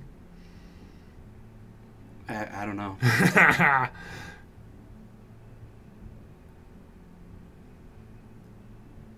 Yeah, because they say becomes a. All right, 2 lightning rifts out.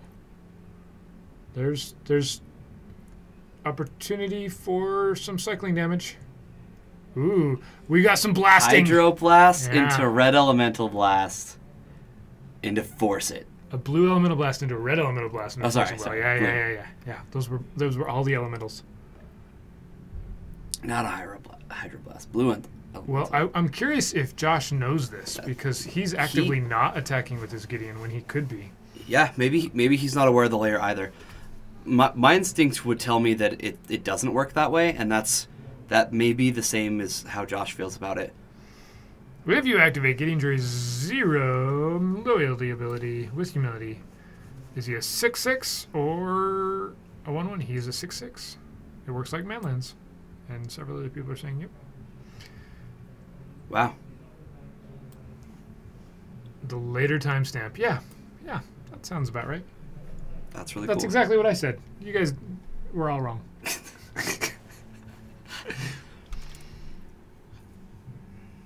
You guys can't just steal whatever Bryce says. But what about with a vehicle?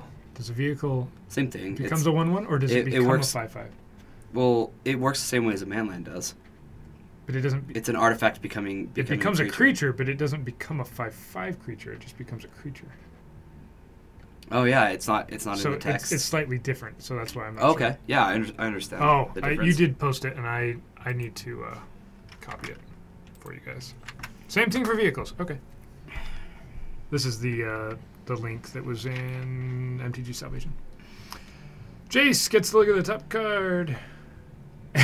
You guys were all wrong. Yep.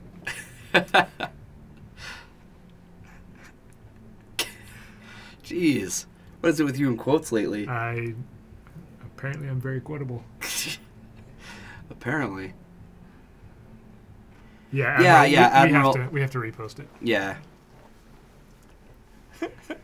Oh, Pyroblast. What are you gonna do, Jace? What are you gonna do? What you gonna do? You got nothing. You're dead. Dead. Remove that Pyroblast. Get it out of here. Did we have a Wrath of God played while I was looking at that? That's fantastic. A Portal Wrath of God. Mm-hmm. Eat fire, jeez. Uh-oh, HC Fox says, if you play too much Standard, you forget how magic works. That's actually kind of true.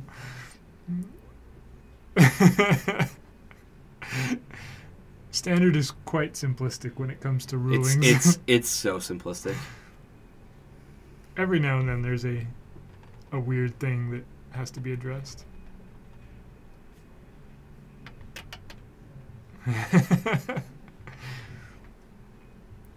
That's how it works, H.E. Fox. Jorgensen. That's how it works, Jorgensen. You just attack with big things until one of them falls down. Right. Ah! All right, so now Josh did attack with Gideon after Humility was gone. So I wonder if he was thinking that it would just be a 1-1. Yeah.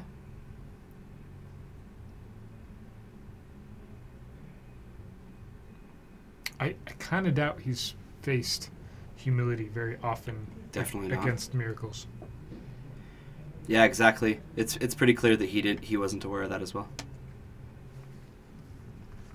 Glad I wasn't the only one.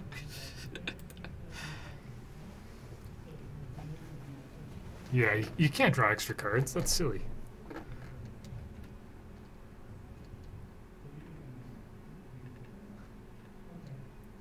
We got some pointing. Arguing about whose team Gideon's on. No, I'm just kidding. I don't know. He's on Josh's team right now. That makes sense. That's what it looks like. It's the side of the board he's on. Scry for 4. I like that Josh is telling us. Yep, Gideon is a Gideon. Pointing is bad manners? Oh. Well, maybe it used to be, because she used to tell you that.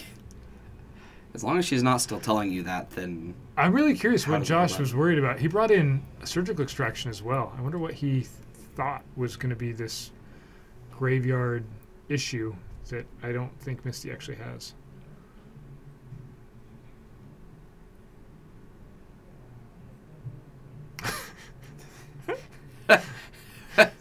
Sometimes, we got a cycle of Eternal Dragon.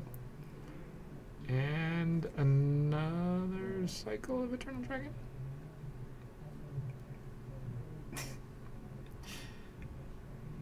With some lightning rifting going on. Okay. Okay, so planes, Eternal Dragon cycles for a planes. It has plane cycling. So Misty went and found a planes. Josh is going to respond, sort of, with a Snapcaster. Oh, Disenchanting Lightning Rift. Yeah, that'll do. Misty could have cycled. Nope, she can't one more time. Oh, so Misty went to fetch, and that's what Josh responded to. Because she was going to do it one more time. How in the world did chat get on this topic?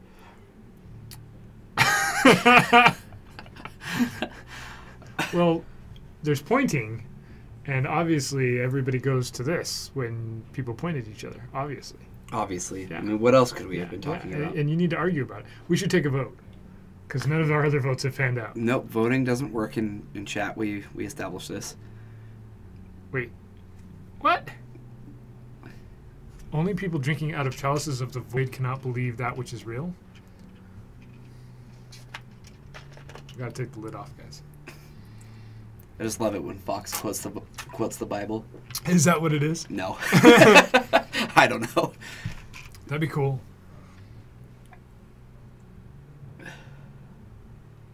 It's also standard among the dead. Cover your mouth. Rules lawyered. Permission to say lawyered. Permission granted. Lawyered. We have run out of info from Brian. From Brian, yeah. They must have successfully arrived in Vegas and have decided to stop this. Yeah, they're like, we don't care about the stream anymore. Now we're on to zombies. Natural progression. Just where I would have gone, guys. That's fine, man.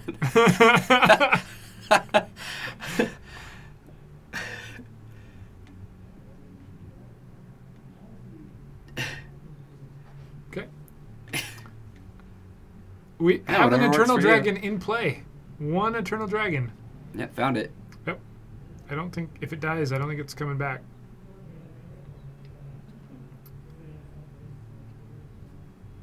Another Snapcaster Mage. Josh is doing the things. He finds Council Judgment. Says goodbye to the Lightning Dragon.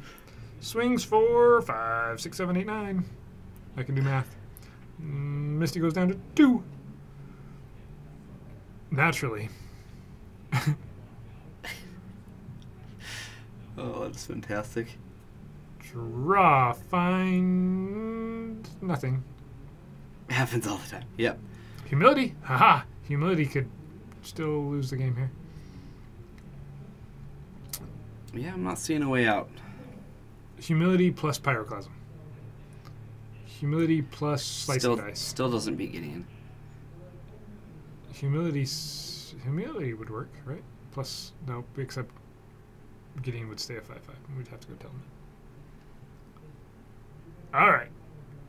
Pass the turn. Josh says, I win. Swing for 6. What do you got? She's got a 3 mana. Ooh, I can get some dudes. Cycle.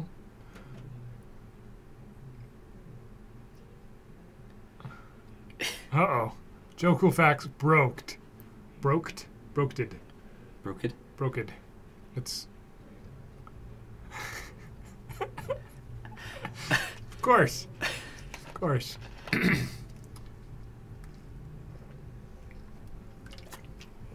Some soldiers come out to block. How many? 1, 2, 3, 4. That's enough. That is enough. She lives another turn. Ooh, she's going to single block one of the soldiers, the knights, the allies. That's interesting. What? Why? What? No. Make it stop. Misty is leaving the table. She has had enough. Oh, she's back.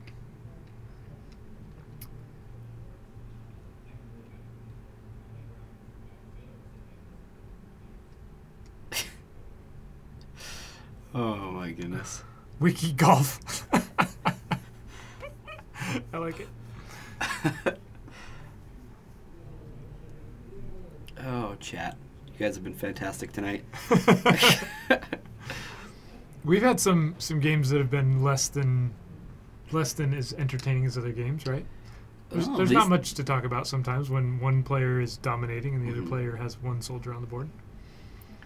Still, we've seen some interactive games. I think there's been some really good games tonight. Misty's been putting up a fight. She really has.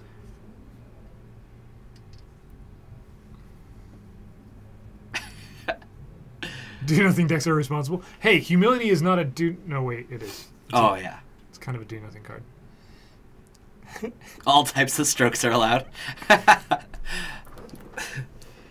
There is a right type of stroke. Oh, yep, the left one. Mm-hmm. So Terminus would get there, but if Josh doesn't know that Gideon's a 5/5, then it still kind of gets there, but not as quickly as it could. Nope, he's just going to put a land. Casual Soothsaying for 9? Yeah, that's what you can do in these games. You can just say, I'm going to look at the top 9 cards in my library. And I'm going to find the one I want. Yep. Slice and dice. Kill the things. 1 damage to each creature. Is that what it is? Puts out another knight. So he could have just won right there. Yeah. And there's probably been a couple spots where he would be able to put in a lot more damage. Yeah, Susang is a late game all-star. Absolutely. Buy out all Susang on TCG Player. The foil price has gone up. Let's put it this way. Like, early in the game, it is not even close to as good as top. But really, really late game like this, it's debatably better. And it pitches to force. It does. And I've seen Josh do really well without it. Yeah. Without the card even in his deck. Mm-hmm. Or counterbalance. Yep. This deck is still really strong without it. But yeah, I think that the buyout of foils has already kind of happened in a way. Mm-hmm. And it used to be a nothing card, and now it's, what, $5 or $4 or something like that. Yeah. Swing for 1. Take 1. Misty does have a... Ooh, more soldiers. Misty does have a Source to Plowshares, We have a right? decree for 4. Oh. So if Gideon did attack, it could have gotten swords. You want to see Miracles versus Belcher again? I just don't even know if I should be asking, but that was why? a long time ago that we did that, wasn't it? Was it? That was a long time ago. I don't know. Sounds terrible. All right, Jace brainstorms. Another night. Misty says, "Okay, my turn. I've got a lightning rift. How about a lightning rift?"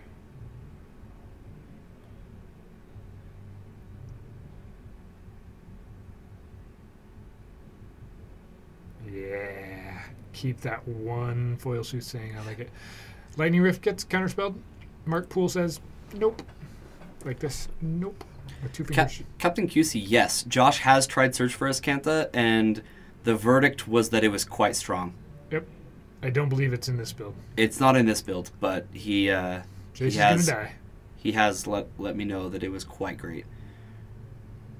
This is an interesting game, right? Where one player doesn't seem to be aware of the rules interaction between Humility and Gideon. And so it plays out quite a bit differently than how it might have otherwise. But like I did say, Misty does have Swords to Plowshares, right? Which would have hit Gideon. So maybe he's just really playing around swords. Maybe. Maybe he knows.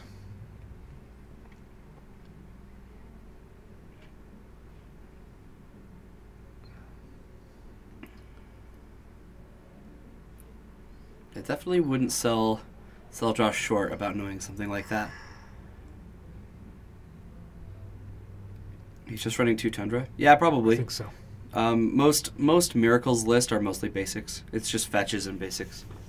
They don't need a lot of, like, their mana's so good that as long as they have like 2 planes, 2 islands, typically their deck will work very well. Yes, he does play back to basics. Yep. And it just plays around Wasteland really well. Would it work? It would search for work in a Grixis Tezzeret build. What format, Admiral Nobeard? And what Tezzeret?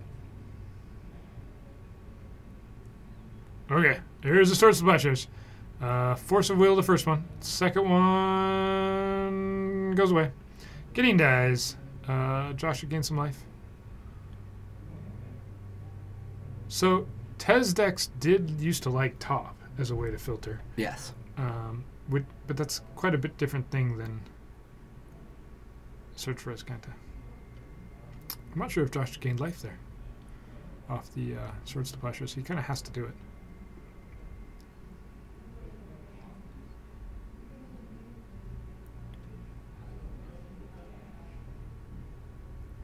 I wouldn't be against trying it out to see, but Yeah, I would try it because I'm one person who loves to mess with Tezzeret decks.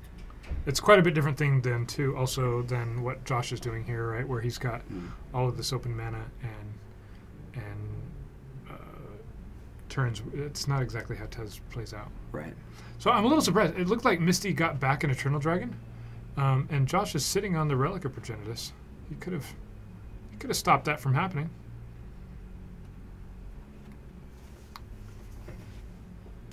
Again, if that's the only reason he brought it in, one Eternal Dragon's already been exiled, so seems like the right time to crack a relic. But he might be using it as a way. It's a good way of drawing a card on your opponent's turn for Terminus. Yeah. So if you set up your deck, Soothsaying, put Terminus on top, and maybe that's more important than an Eternal Dragon. Because Josh is getting to the point where he can scry his whole deck. And, he's got a Sword Splashers in hand anyway, so he doesn't care about an Eternal Dragon. Admiral Nobeard, if you have a list for that, I would love to see it. That's something up my alley.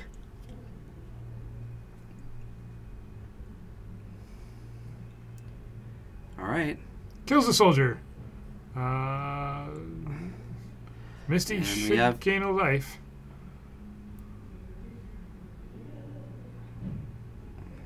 From the one Sword Splashers. This is a Miracles list running Counterbalance and Soothsaying, and I wouldn't be surprised if the counterbalances have been cited out. We haven't seen them.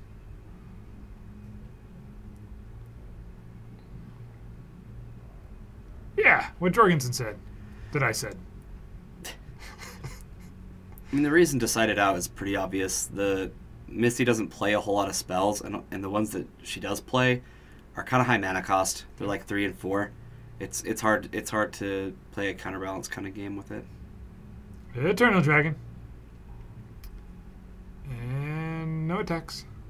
We still have humility down here too, guys, right? Uh-huh. So all these 1/1s, this Eternal Dragon is a 1/1 flyer. Yep. No, is it even a flyer? No. It's just a 1/1. Just 1/1. That's a lot of mana for a 1/1, guys. You gotta do what you gotta do. There's counterbalance. Told you Never it mind. didn't get cited out. Wow, Told you guys. Yep, that's it. Have we missed lots of triggers? What triggers? No, we haven't been missing triggers because of humility.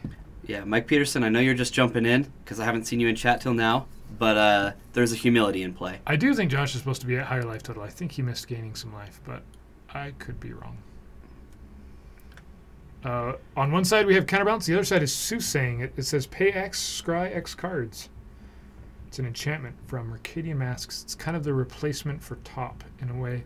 It's really effective right here. This is what Josh is doing right now. He's scrying. It's a replacement for top, and in the art it actually has like a there's kind of a top going yeah.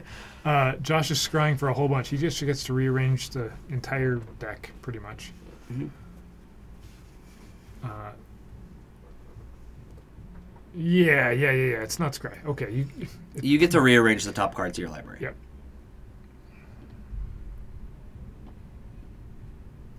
How long has he been doing it? How? What's the question? I'm not sure I understand the question, Vanny. Engineered explosives for 0. 0. Swing for 2. And get you.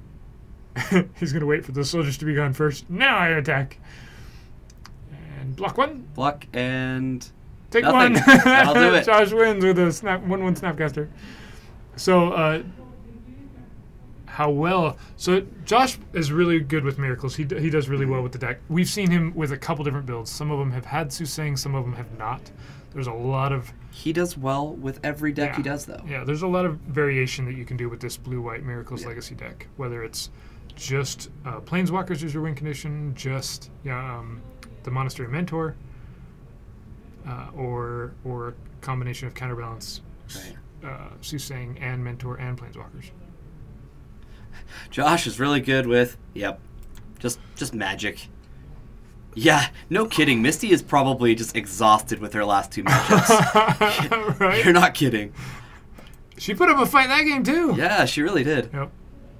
Making Josh work for it for sure. All right. All right, guys. So that's it. That's 4 rounds of Legacy. Let's come back to the back And end. we'll stop showing you them sideboarding. All right, guys. So that'll conclude our stream. Just a couple things. I wanted to remind you guys about our streams that we do. So Mondays, we have Live Magic Standard. That'll be me and Patrick. And then Tuesdays, us. Yeah. So Legacy, 4 rounds of it. And then we've got Friday. Our FNMs, we do a legacy as well.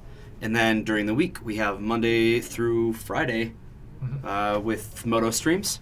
So you'll be seeing either me, Brian, or Patrick, or some combination of us. And then Bryce is going to jump on some here coming soon as well. You've done one. How was it? We had fun. Yeah. It went well. So I mean, kind of like you. We've been breaking about even, right? 3 and 2, 2 and 3s in our leagues. Yeah. And that's how it's been going. It gets old, right? Yeah. It feels good to 5-0 A league, doesn't it? Yeah, it really does. But yeah, guys. So thank you so much for joining us. Please join us again for our future streams, and of course we had to get the 1,000,000 1-cent cheers. Yeah, So- look at all those guys going in. If you like the stream, please be sure to give us a follow, give us a sub. We appreciate your support. So thanks for stopping in. And guys. hopefully next time you see us, we will have a flawless, beautiful video stream with no errors.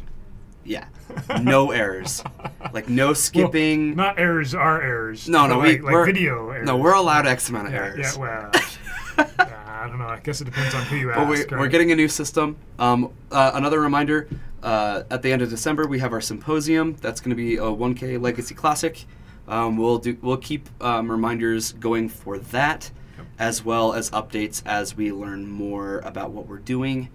And then also, especially people locally, if you guys are interested in legacy and modern staples, we are getting huge buys this week. That will be on the TCG page. That will be on our Paragon TCG City page. Games. So if you're interested in specific things, please message us on Facebook and let us know what you want, and we can get that to you without putting it on TCG. That'd make it much easier for you. So once again, thank you so much for joining us, and We'll see you next Tuesday. have a nice night, guys. I'll see you next Tuesday. Yeah, You'll see him sooner than that. probably. All right. Have a good night, guys. Hell heroes, guys.